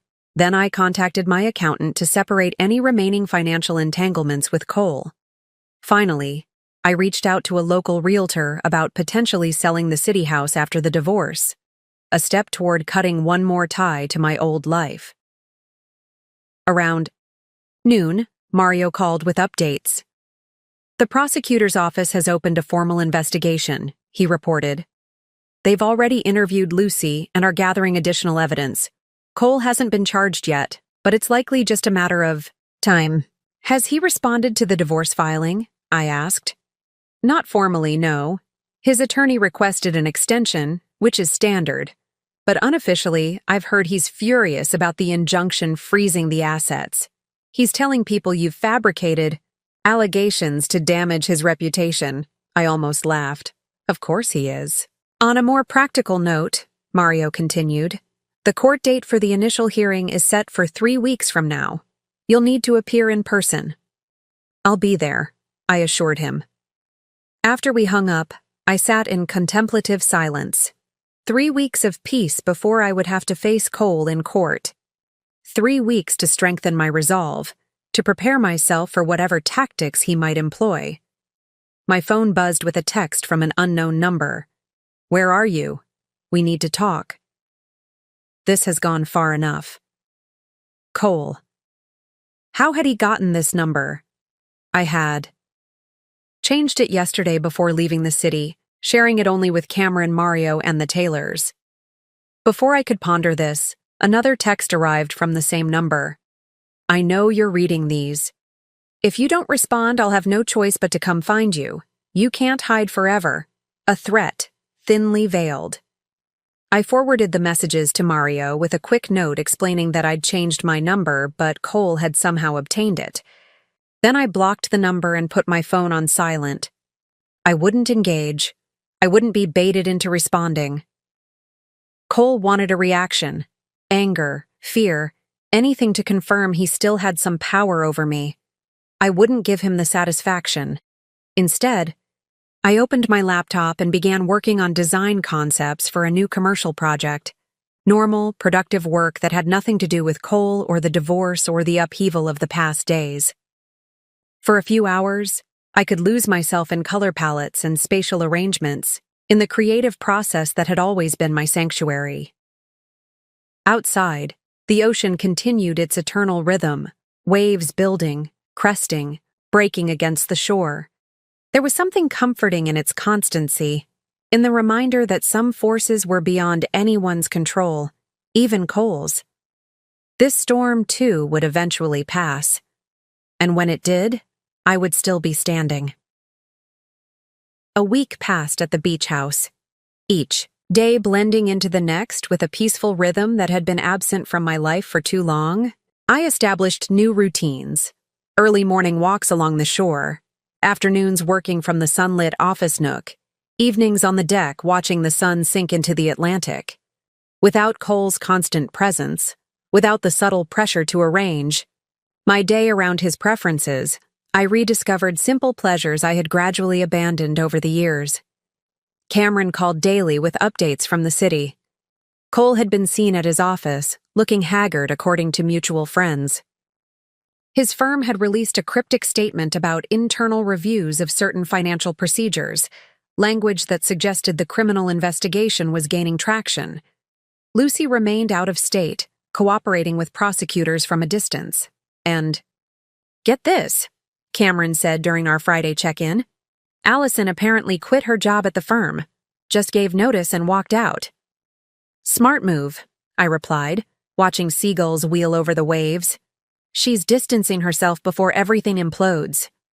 She also reached out to me, asking for your new contact information. I paused, surprised. What did you tell her? That I'd pass along her request. She says she has more information that might help you. Something about foreign accounts she discovered. I considered this. Allison had proven herself unexpectedly honest at our cafe meeting, and additional financial evidence could strengthen both the divorce case and the criminal investigation. Give her my email address, but not my phone number or location. Later that afternoon, an email arrived from Allison with several attachments: account numbers, transaction records, screenshots of communications. I found these on Cole's laptop when he left it open at my apartment last month, she wrote. At the time, I didn't understand their significance, but after our conversation, I went back through the photos I'd taken. These might be useful to your attorney. I forwarded everything to Mario, who responded within the hour. This is exactly what we needed. Evidence of additional hidden assets the injunction didn't capture. Well done. For the first time since discovering Cole's betrayal, I felt a glimmer of satisfaction. The tables had turned so completely. The man who had built his life around controlling others, manipulating circumstances to his advantage, was now being undone by the very women he had underestimated. My sense of cautious optimism was reinforced. The next day, when Veronica, the prosecutor, called with an update. We've executed a search warrant at your husband's office, she informed me. Based on the evidence from his assistant and other sources, we had sufficient cause to seize computers and financial records. What does this mean for the timeline? I asked. We're moving faster than anticipated. The evidence is more substantial than we initially thought. Your husband's attorney has been informed that charges are likely forthcoming. Has Cole been arrested? Not yet, but we've restricted his travel. He's surrendered his passport and is required to remain in the state pending our investigation. After we hung up, I sat on the deck, absorbing this news. Cole's world was collapsing with a speed and completeness I hadn't anticipated. The man who had always prided himself on staying one step ahead of everyone had finally been outmaneuvered. That evening, I received a rare call from Richard Taylor. I thought you should hear this directly from me, he said after preliminary greetings. Cole came to see us today. I tensed. What did he want? To know if we'd heard from you, if we knew where you were. Richard's voice remained steady. He seemed unstable. Accused us of taking your side against our own son. What did you tell him? The truth, that we value integrity over blind loyalty, even with family. Especially with family. A heavy sigh. He didn't take it well. Started making accusations, claiming you'd manipulated us, turned us against him. I'm sorry, I said, genuinely pained for them. This can't be easy for you. It isn't, Richard admitted. But Eleanor and I keep reminding ourselves that the son we raised, or thought we raised, wouldn't do the things Cole has done. Somewhere, along the way, he made choices that took him down a different path. Did he ask about the beach house? I couldn't help wondering if Cole had connected the dots, realized where I might be. No. And we didn't volunteer anything. But Dina, his voice dropped slightly. Be vigilant. Cole has always been resourceful when determined. And right now, he's desperate. The warning lingered in my mind after we hung up. I double-checked all doors and windows before bed, grateful for the property's gated entrance and isolated location. Cole had never shown violent tendencies, but then again, I had never before threatened his carefully constructed facade. The next morning, a Saturday, I woke to an email from Mario with "progress" in the subject line. The judge had ruled on our emergency motion, officially recognizing the additional offshore accounts Allison had revealed. All of them were now included in the asset freeze. Furthermore, the court had denied Cole's request to access any of the frozen funds for legal fees related to the criminal investigation. He'll have to use his personal savings or borrow money for his criminal defense, Mario wrote, which means he's running out of resources quickly. This significantly improves our negotiating position for the divorce settlement. For the first time in weeks, I allowed myself to feel something close to triumph. Not because I wanted to punish Cole, though part of me certainly did, but because justice seemed to be functioning as it should. Actions had consequences, even for people like Cole who had spent a lifetime avoiding them. I spent the day working. In the garden, planting fall flowers in beds that had been neglected over the summer, there was something deeply satisfying about driving my hands into the soil, creating something beautiful, and living in a space that was now truly mine. With each plant I settled into the ground, I felt more firmly rooted myself, more connected to this place and the new life I was building.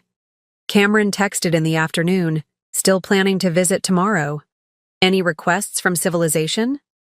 I smiled at her description of the city as civilization compared to my beachfront paradise. Just yourself and maybe some of that coffee from the place near your apartment, I replied. Her response came quickly. Already packed some. See you around noon. Can't wait to see your Zen retreat. As the sun began to set, I took my customary walk along the shoreline, breathing in the salt air, feeling the cool sand beneath my feet.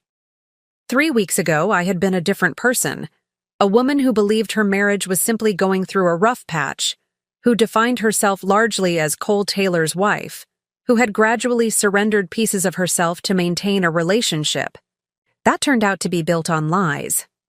Now that woman was gone, replaced by someone stronger, clearer, more defined by her own choices than by someone else's betrayal. I was still standing at the water's edge, watching darkness settle over the horizon, when my phone buzzed with a text from an unknown number. Beautiful sunset, isn't it? The beach has always suited you. I froze, scanning the darkening beach in both directions. Empty, as far as I could. See, another text. You should be more careful about who follows your sister from the city. Cole had found me. My feet felt rooted to the sand as I scanned the darkening beach once more. Still empty, but Cole was here, somewhere, watching. My heartbeat accelerated, but my mind remained strangely clear. I would not panic. I would not run blindly. That's what he wanted, to see me frightened, to regain some measure of control. I typed a quick response. What do you want, Cole? To talk. Face to face, no lawyers, no accusations, just us. I hesitated, weighing my options.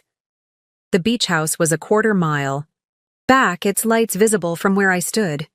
If I headed there, Cole would likely follow, and I didn't want him inside my sanctuary.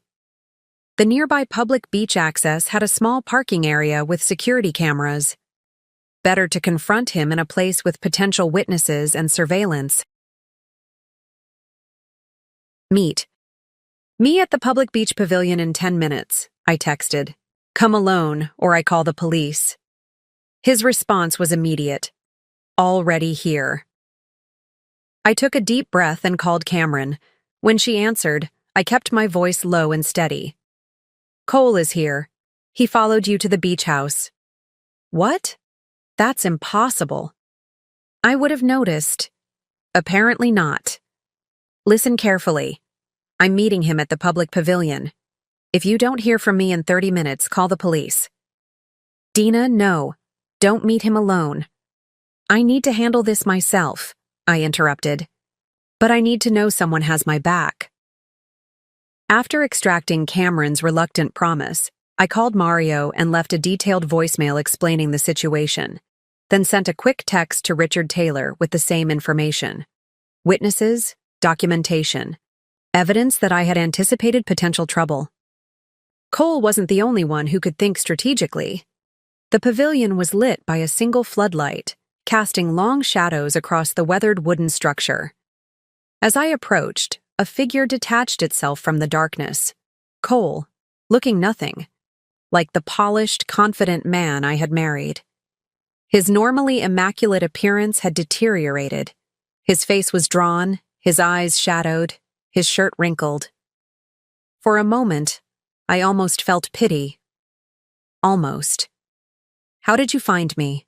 I asked, stopping 10 feet away from him. He gave a hollow laugh. "You think I don't know my own parents? The beach house was the obvious move. And following my sister? That's stalking, Cole." I prefer to call it being resourceful. His voice had a brittle edge I'd never heard before. "Since you've blocked my calls, changed your number, and turned my parents against me, I had limited options." "You turned your parents against yourself," I corrected. "Just like you destroyed our marriage all on your own." He flinched slightly but recovered quickly. "That's what I wanted to talk about. This divorce, these allegations. Things have gone too far, Dina. We need to find a solution that works for both of us." "Both of us?" I repeated incredulously. "You've been cheating for years. You lied to everyone, including your girlfriend. You're being investigated for serious financial crimes. And you think we can find a friendly solution?"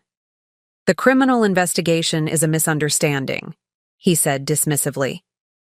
"Corporate finance is complex. Lucy misinterpreted legitimate transactions.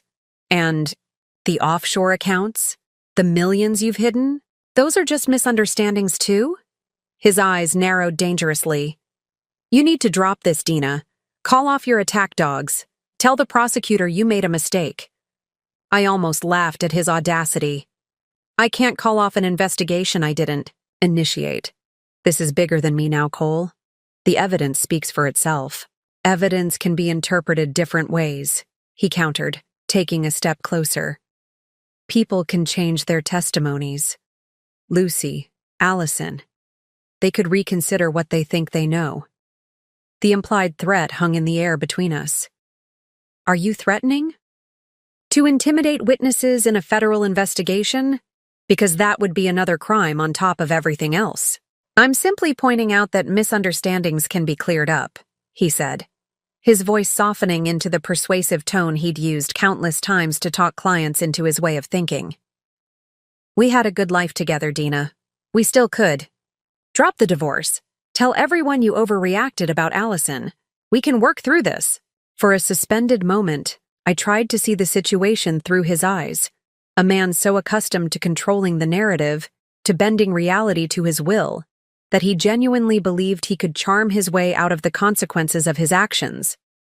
Even now, facing criminal charges and divorce, he thought he could manipulate me back into compliance. "No," I said simply. Cole blinked, as if the word was incomprehensible to him. "What?" "No," I repeated more firmly. "I'm not dropping the divorce. I'm not calling off the investigation. I'm not going back to a marriage built on lies. This conversation is over." I turned to leave, heart pounding but step steady. I had said what needed saying. There was nothing left to discuss. "You don't walk away from me," Cole growled, grabbing my arm. Before I could react, headlights swept across the pavilion as a car pulled into the parking area. Cole released me immediately, stepping back into the shadows. The car door opened and Richard Taylor emerged, his tall figure unmistakable even in the dim light. "Dina?" he called. "Are you all right?" "I'm fine," I replied, relief washing through me. "Cole was just leaving." Cole stared at his father in disbelief. "Dad? What are you doing here?"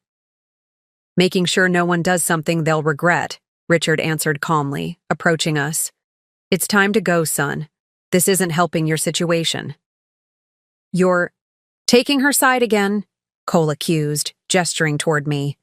"Your own son—" "I'm trying to protect you from yourself," Richard interrupted.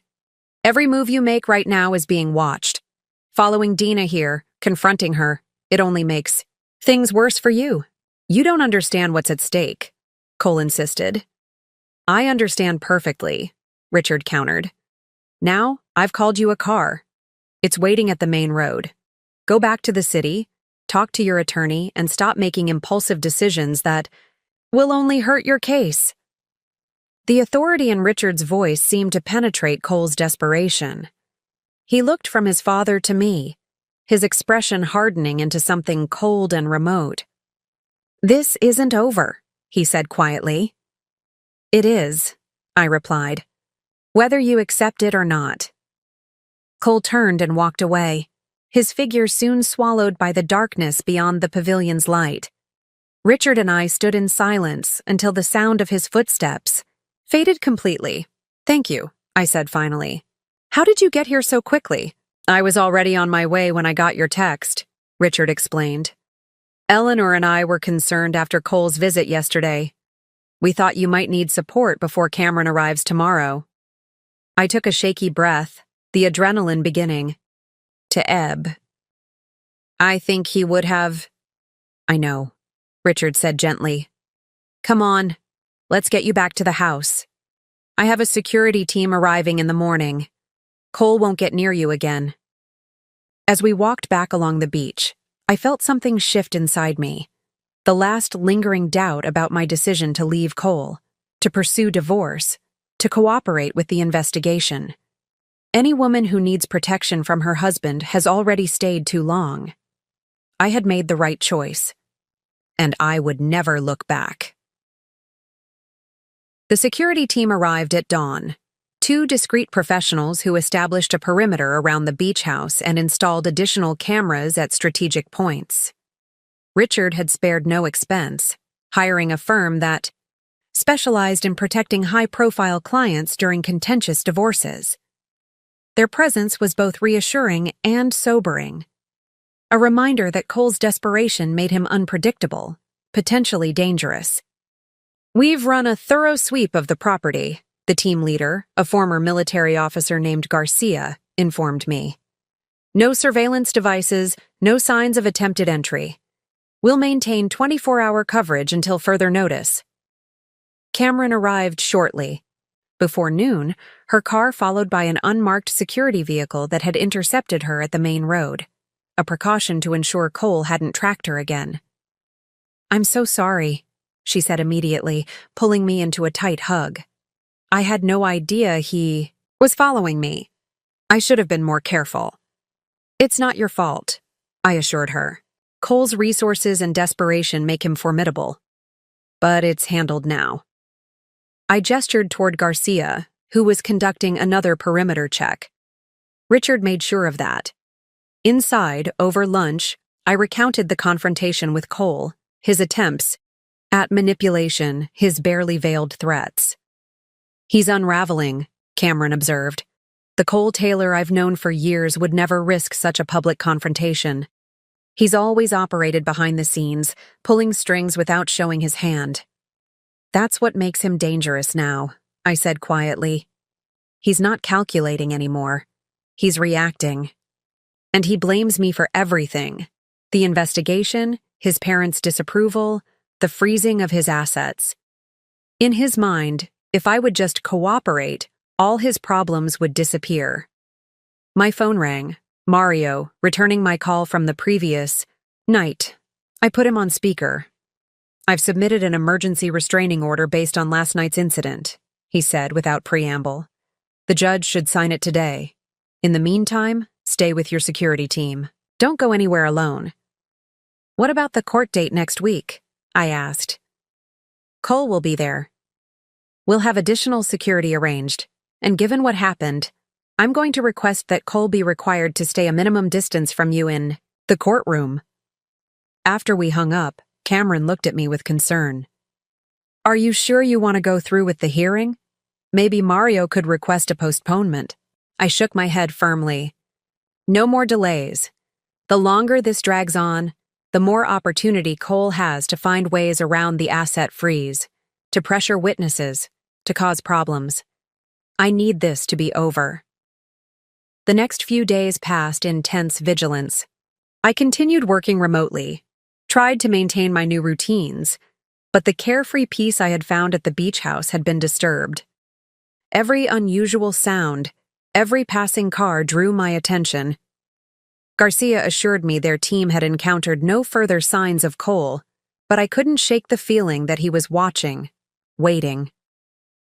3 days before the court hearing, Veronica called with news that simultaneously relieved and alarmed me. "Cole Taylor has been arrested," she said, her voice professionally neutral. "The grand jury returned indictments on multiple counts of wire fraud, financial institution fraud, and securities fraud." My breath caught. "When?" "This morning. He's being processed now and will appear before a judge for arraignment tomorrow." "What does this mean for the divorce hearing?" "It complicates things," Veronica admitted. "His criminal attorney will likely request a continuance for the divorce proceedings while they deal with the criminal charges, but ultimately, this strengthens your position significantly. The evidence that led to his arrest is now part of the public record, which your divorce attorney can reference." After we hung up, I sat on the deck, absorbing this development. Cole's arrest was justice in action, consequences finally catching up to him after years of deception. But it also meant he was now fighting for his freedom, not just his assets or reputation. A cornered animal is most dangerous when it has nothing left to lose. I called Mario, who had already heard the news. "This changes our strategy," he said. "Cole's facing serious jail time. His priority now will be negotiating with prosecutors, not fighting you over the divorce settlement." "Will he try to use me as a bargaining chip?" I asked. "Offer information in exchange for leniency?" "Possibly, but he'd need something substantial. From what I understand, the prosecution already has overwhelming evidence. Your testimony isn't essential to their case." The following morning, I woke to dozens of missed calls and messages. Overnight, news of Cole's arrest had broken, complete, with photos of him being escorted into the federal building in handcuffs. Friends, acquaintances, even former clients of my design firm had reached out. Some offering support, others seeking gossip, all expressing shock. I ignored most, responding only to those closest to me with brief assurances that I was safe and handling things as well as could be expected. The public spectacle was exactly what Cole had always feared most. His carefully constructed image of success and propriety shattered beyond repair. Just as I was finishing breakfast, Cameron called with news from the arraignment. Cole pleaded. "Not guilty," she reported. "But get this, the judge denied bail. Prosecutors successfully argued that he's a flight risk given the offshore accounts and the severity of the charges." "He's in jail?" I couldn't quite process it. "County Detention Center, pending trial." His attorney tried to argue that he has strong community ties, but apparently the judge wasn't persuaded. Cole Taylor, the man who had navigated the upper echelons of finance with effortless charm, who had built a career on his ability to influence and persuade, couldn't talk his way out of a jail cell. The irony was almost too perfect. My relief was short-lived. That afternoon, I received an email from an anonymous account. The subject line simply, "A message from Cole." Against my better judgment, I opened it. "Dina, by now you've heard about my arrest. I'm sure you're feeling vindicated, maybe even celebrating. Enjoy it while it lasts. What you don't understand is that I've prepared for this possibility. I always have contingency plans. Always. You think you've won because I'm behind bars? You think this ends with me in prison and you walking away with everything we built? You're wrong. I still have resources you can't touch. People who remain loyal to me. And I have nothing but time now to focus on ensuring you regret what you've done. This isn't a threat. It's a promise. You destroyed my life. I won't rest until I've returned the favor. Cole." I forwarded the email to Mario and Veronica immediately, my hands shaking despite my efforts to remain calm. Cole was in custody, but his reach extended beyond his cell.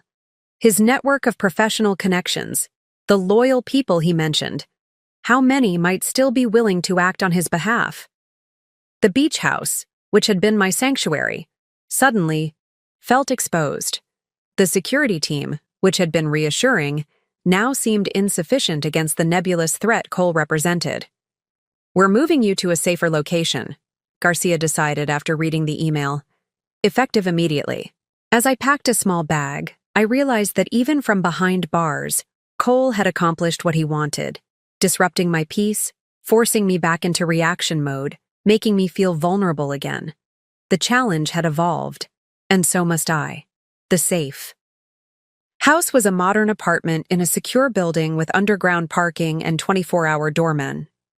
Anonymous, unremarkable, and, most importantly, impossible to connect to me through any public records. The security company had maintained it for exactly this purpose, housing clients who needed to disappear temporarily.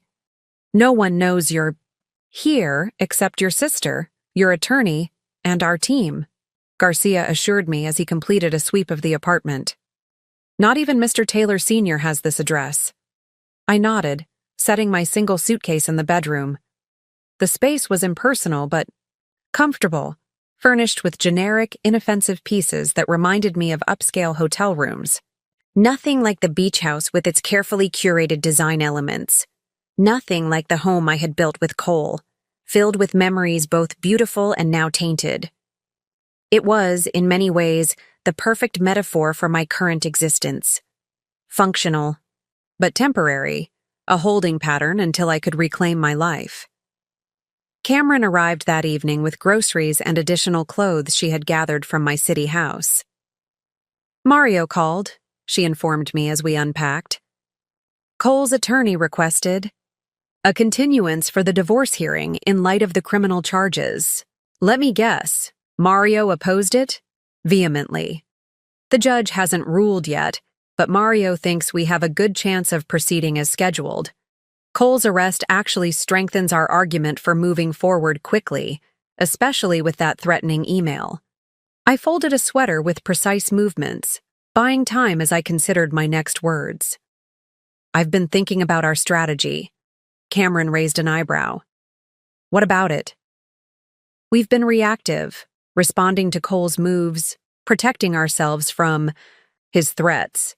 It's kept us on the defensive since this began. I set the sweater down, meeting my sister's gaze directly. I'm tired of running, Cam. Tired of letting Cole dictate where I go, how I live, whether I feel safe in my own spaces. What are you suggesting? Cameron looked concerned. You can't go back to the beach house, not with Cole's threats still hanging over you. I'm not talking about physical locations, I clarified. I'm talking about mindset, about choosing a different approach altogether. The next morning, I requested a meeting with both Mario and Veronica. They arrived at the safe. House together, expressions curious but cautious as I outlined what I wanted to do. You want to offer Cole a deal? Mario repeated, incredulous. After everything he's done? Not out of compassion, I explained. Out of strategy. Cole expects me to fight him to the bitter end, to demand everything I'm legally entitled to. He's prepared for that battle, has been preparing for it since before I discovered his affair. What exactly are you proposing? Veronica asked, her tone more measured. A clean break. I keep the beach house, my business, and a fair portion of our liquid assets. Cole keeps his personal possessions, family heirlooms, and enough to pay for his defense. Everything else gets liquidated, with a significant portion going to a foundation supporting victims of financial fraud. Mario shook his head. You're entitled to much more than that, especially given his criminal activities and infidelity. I know what I'm entitled to, I said firmly. I also know that continuing this fight keeps me tied to Cole indefinitely. Every court appearance, every contested asset, every legal maneuver, it's exactly what he wants. A way to maintain control, to keep me engaged in his drama. The criminal case will proceed regardless, Veronica pointed out. Cole is facing serious charges with substantial evidence. I understand that. My testimony and cooperation won't change. I leaned forward. But separating the divorce from the criminal proceedings gives me back something Cole has taken from me. Control over my own life. Both attorneys exchanged glances, their skepticism evident. There's one more element to my proposal, I continued. I want to visit Cole in jail, Present the offer myself, face to face? Absolutely not, Mario responded immediately. He threatened you explicitly. You have a restraining order. This would be both dangerous and potentially damaging to our case. It would be supervised, I countered, in a secure facility with guards present. Cole can't hurt me physically there. And psychologically? Cameron interjected from where she had been listening quietly. What about the impact of facing him again after everything? I turned to my sister, appreciating her concern. That's precisely why I need to do this. As long as I'm afraid to face Cole, as long as I'm running from confrontation, he still has power over me. I need to look him in the eye, on my terms, and show him I'm not afraid anymore. The room fell silent as they absorbed my words. Finally, Veronica spoke. I understand your reasoning, but there are serious risks to consider. Your offer, while generous, might be interpreted as weakness by Cole, and visiting him could give him an opportunity to manipulate or threaten you further. Or, I suggested, it could shock him enough to consider the offer. Cole expects me to be vindictive, to want revenge. An approach based on principled disengagement rather than punishment might be the one thing he hasn't prepared for. After more discussion and several compromises, including having both attorneys present during the jail visit and preparing a formal written agreement beforehand, they reluctantly agreed to my plan. The visit was arranged for the following day, before Cole could be transferred to a federal facility. That night, alone in the sterile safe house apartment, I rehearsed what I would say, how I would maintain my composure, how I would respond if Cole tried to provoke or manipulate me. I wasn't naive enough to believe he would simply accept my offer, grateful for my generosity. More likely, he would view it as a trap, searching for the hidden agenda behind my apparent reasonableness. But there was no hidden agenda, just the clear-eyed recognition that freedom, real freedom, meant walking away from the fight Cole wanted to have, choosing instead the path that would most quickly and completely sever our connection. Cameron called just before midnight. Are you sure about tomorrow? Really sure? More sure than I've been about anything in a long time, I replied, surprised by the conviction in my voice. I'll be waiting when you get back, she promised. Whatever happens. As I prepared for bed, I caught my reflection in the bathroom mirror. The woman looking back at me bore little resemblance to the one who had watched her husband's betrayal unfold on a security camera feed just weeks ago. Her eyes were clearer, her posture straighter. Most noticeably, the anxious desire to please, to accommodate, to smooth over conflict, Cole's preferred qualities in me, had vanished. Tomorrow, I would face the man who had betrayed me, threatened me, tried to destroy me. And I would offer him a path to resolution that served my interests, not his need for continued conflict. It wasn't forgiveness. It was freedom. The county detention center was a stark, concrete structure ringed by chain-link fences topped with razor wire. As we passed through multiple security checkpoints, I felt a strange sense of calm settle over me. The visiting room, a sterile space divided by a thick glass partition with intercoms for communication, removed any possibility of physical threat. Here, Cole could only use words, and words had lost their power to wound me. Mario sat beside me, legal documents arranged neatly on the small metal table. Veronica waited outside, unable to join us for this meeting due to her role in the prosecution, but available if needed. When Cole was led in by a corrections officer, I barely recognized him. Just weeks of detention had transformed the polished investment banker into someone diminished, hollowed out. The expensive suits were replaced by an orange jumpsuit, the confident stride by shuffling steps limited by ankle restraints. Only his eyes remained unchanged, cold, calculating, watching me for weaknesses to exploit. He sat across from us, his expression shifting from surprise to wariness to a carefully constructed neutral mask. He picked up the intercom receiver, and I did the same. "This is unexpected," he said, his voice tinny through the speaker. Come to gloat? No, I replied evenly. I've come with a proposal. His eyebrows lifted slightly, the only indication of his interest. What kind of proposal? Mario slid the document package through the narrow transfer slot. Cole took it with feigned nonchalance, but I noticed his fingers trembling slightly as he opened the folder. A divorce settlement, I explained as he scanned the pages. Clean, simple, final. Signed today, if you agree. His eyes narrowed. Why would you offer this now? You have me at a disadvantage. Your lawyers have made that abundantly clear. Because continuing this fight serves neither of us. It drains resources you need for your defense and keeps me tied to you indefinitely. This way, we both get freedom, albeit different kinds. Cole flipped through the papers with increasing disbelief. You're taking far less than you could get in court. I'm taking what matters to me, I corrected. The beach house, my business, financial independence. You keep your personal belongings, your family connections, and enough resources for legal representation. And the foundation?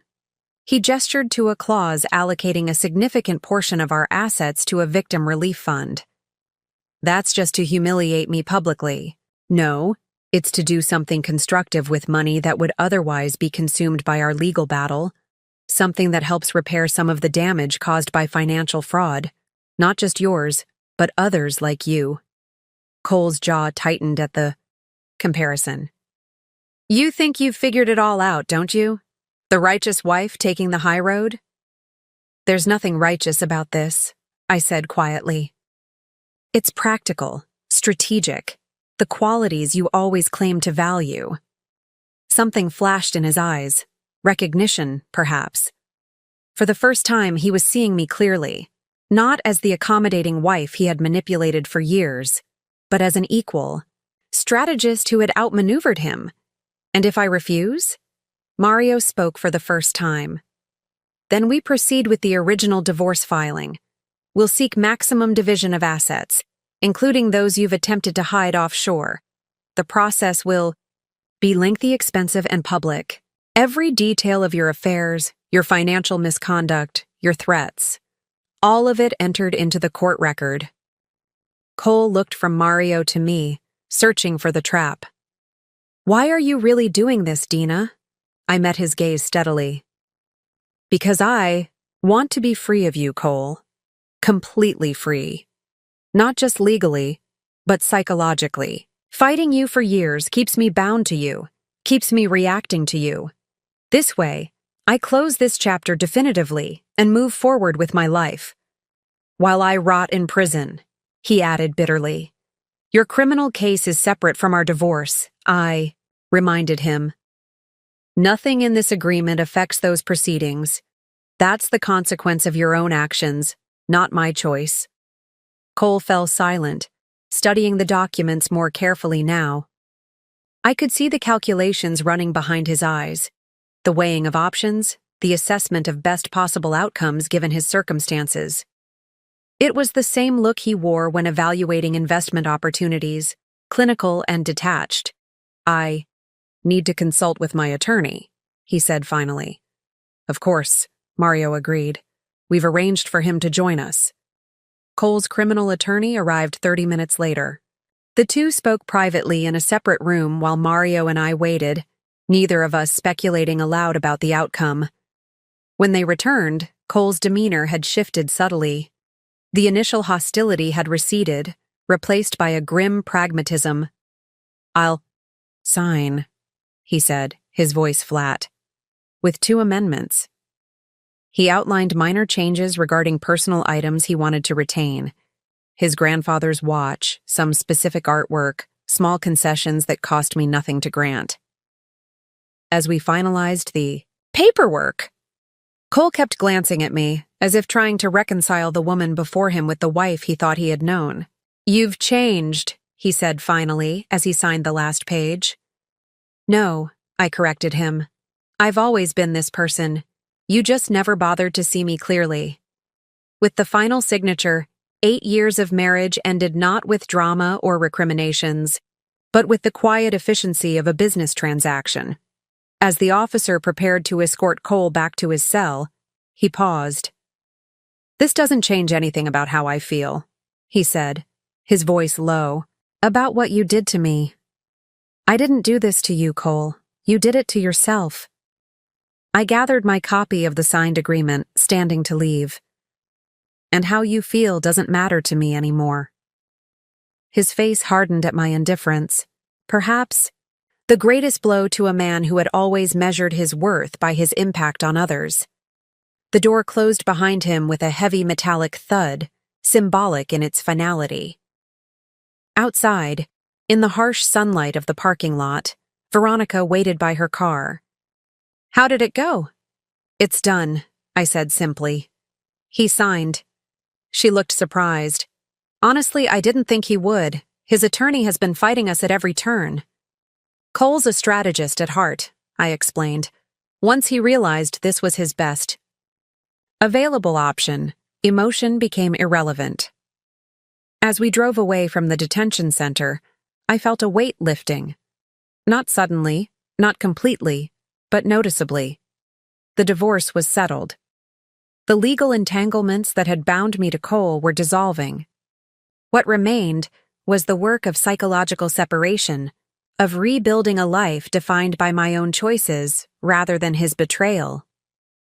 That evening, as I packed to return to the beach house, now secure with an expanded security system and the knowledge that Cole was both incarcerated and legally separated from me, Cameron asked how I felt. "Vindicated?" she suggested. "Relieved?" I considered the question carefully. "Free," I said finally. "I feel free." And for the first time since discovering Cole's betrayal, I realized it was true. 1 year later, I sat across from a woman named Melissa in a quiet corner of a beachfront cafe near my home. Her hands trembled slightly as she stirred her untouched coffee, her wedding ring catching the afternoon light. "I don't know what to do," she confessed, her voice barely above a whisper. "The evidence is right there on his phone, but when I confronted him, he made me feel like I was crazy, like I was the one with the problem for checking his messages." Nodded, recognizing the familiar pattern. Cameron had connected us after meeting Melissa at a fundraiser, a woman trapped in the same web of gaslighting and manipulation I had once been caught in. "He says he'll change," Melissa continued. It was just one mistake, that I'm overreacting." She looked up, her eyes searching mine. "Am I?" "No," I said firmly. "You're recognizing a pattern that part of you has probably sensed for a long time. But 8 years of marriage?" She trailed off, the same justification I had once used. "Tell me something," I said gently. "If your best friend came to you with this exact situation, what would you tell her?" Melissa fell silent, considering. "I'd tell her she deserves better." The realization seemed to surprise her. "I'd tell her that someone who truly loves her wouldn't betray her trust, then blame her for being upset about it." "Exactly. But it's different when it's your own life," she argued weakly. "There's so much history, so much at stake." "I know," I acknowledged. "I sat where you're sitting now. I made all the same excuses. I tried to rationalize behavior that was fundamentally irrational." "What changed for you? What was the turning point?" I considered the question carefully. It wasn't just discovering the affair, though that was the catalyst. It was realizing that the man I thought I married had never really existed. The real turning point was when I stopped trying to save what I had lost and started building what I needed instead. "Freedom," she murmured, echoing the word I had used moments earlier when describing my journey. "Yes. Freedom to define yourself outside of his narrative. Freedom to trust your own perceptions. Freedom to create boundaries and have them respected." Melissa nodded slowly, something resolute forming behind her eyes. "I don't even know where to start." I reached into my bag and handed her a folder, not unlike the one I had once received from Lucy, though with very different contents. Inside were resource lists, legal information, financial planning worksheets, contact information for supportive professionals. You start by knowing you're not alone, I said, and by remembering that the path out exists, even when you can't see it clearly yet. As we parted ways, Melissa hugged me tightly. "Thank you," she whispered, "for showing me it's possible to get through this." I watched her walk away, back straighter than when she had arrived, and felt a deep sense of satisfaction. My pain had become purpose. My experience, a map for someone else's journey toward freedom. 2 years after that fateful security alert on my phone, I stood on the deck of my beach house watching the sunset paint the ocean in shades of gold and crimson. The trial was long over. Cole had eventually pleaded guilty to reduced charges in exchange for cooperation against larger players in the financial fraud scheme. He was serving a 5-year sentence in a minimum security federal prison, his empire dismantled, his reputation destroyed. I no longer tracked his legal proceedings or cared about his circumstances. That chapter had closed definitively with our divorce, exactly as I had intended when offering the settlement. My design business had flourished, expanding beyond commercial spaces to include residential renovations for women rebuilding their lives after difficult endings. The beach house had become not just my home, but occasionally a retreat for others needing temporary sanctuary while finding their footing. I turned on the recording device on my desk, speaking directly to those who would hear my story. If you're listening to this, perhaps you're standing where I once stood, at the shocking discovery of betrayal, at the crossroads of fight or flight, at the terrifying precipice of an unknown future. I want you to know something I didn't understand when I first saw Cole leading another woman into our cabin. This moment, however painful, is not the end of your story. It's the beginning of a different one, potentially a better one than you can currently imagine. When I changed those locks and security codes, I wasn't just securing physical spaces. I was reclaiming my agency, declaring that I alone would determine who had access to my life. The greatest power we have isn't in controlling others. It's in refusing to be controlled. It's in recognizing manipulation for what it is. It's in walking away from people who demand your compliance while betraying your trust. There's a difference between being strong and being invulnerable. True strength isn't about never breaking, it's about how you rebuild afterward. It's about transforming pain into wisdom, setbacks into boundaries, betrayal into self-knowledge. Freedom doesn't come when the divorce is finalized or when justice is served in court. Real freedom comes when you no longer define yourself in relation to the person who hurt you.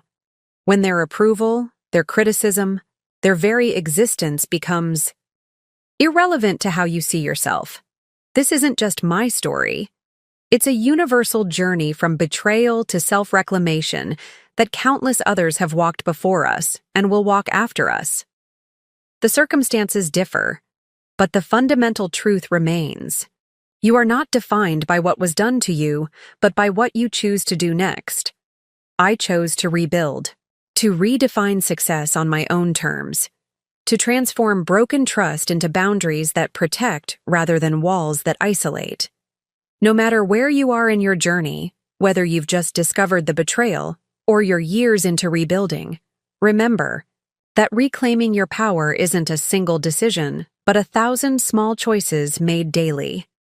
Each time you trust your instincts, speak your truth, or establish a boundary, you're changing the locks on your life, determining who and what deserves access. The most important security system isn't the one that protects your home. It's the one that guards your sense of self. And that system is built through the courageous act of choosing yourself repeatedly, even when it's difficult, especially when it's difficult. That's the key no one can take from you. That's the code no one can change. I switched off the recorder and turned back to the horizon, where the last light of day met the endless possibility of the ocean. A fitting metaphor for endings that are really beginnings, for the boundless future that opens. when you finally close the door on what no longer serves you. Up next, you've got 2 more standout stories right on your screen.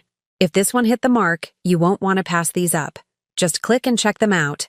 And don't forget to subscribe and turn on the notification bell so you don't miss any upload from us.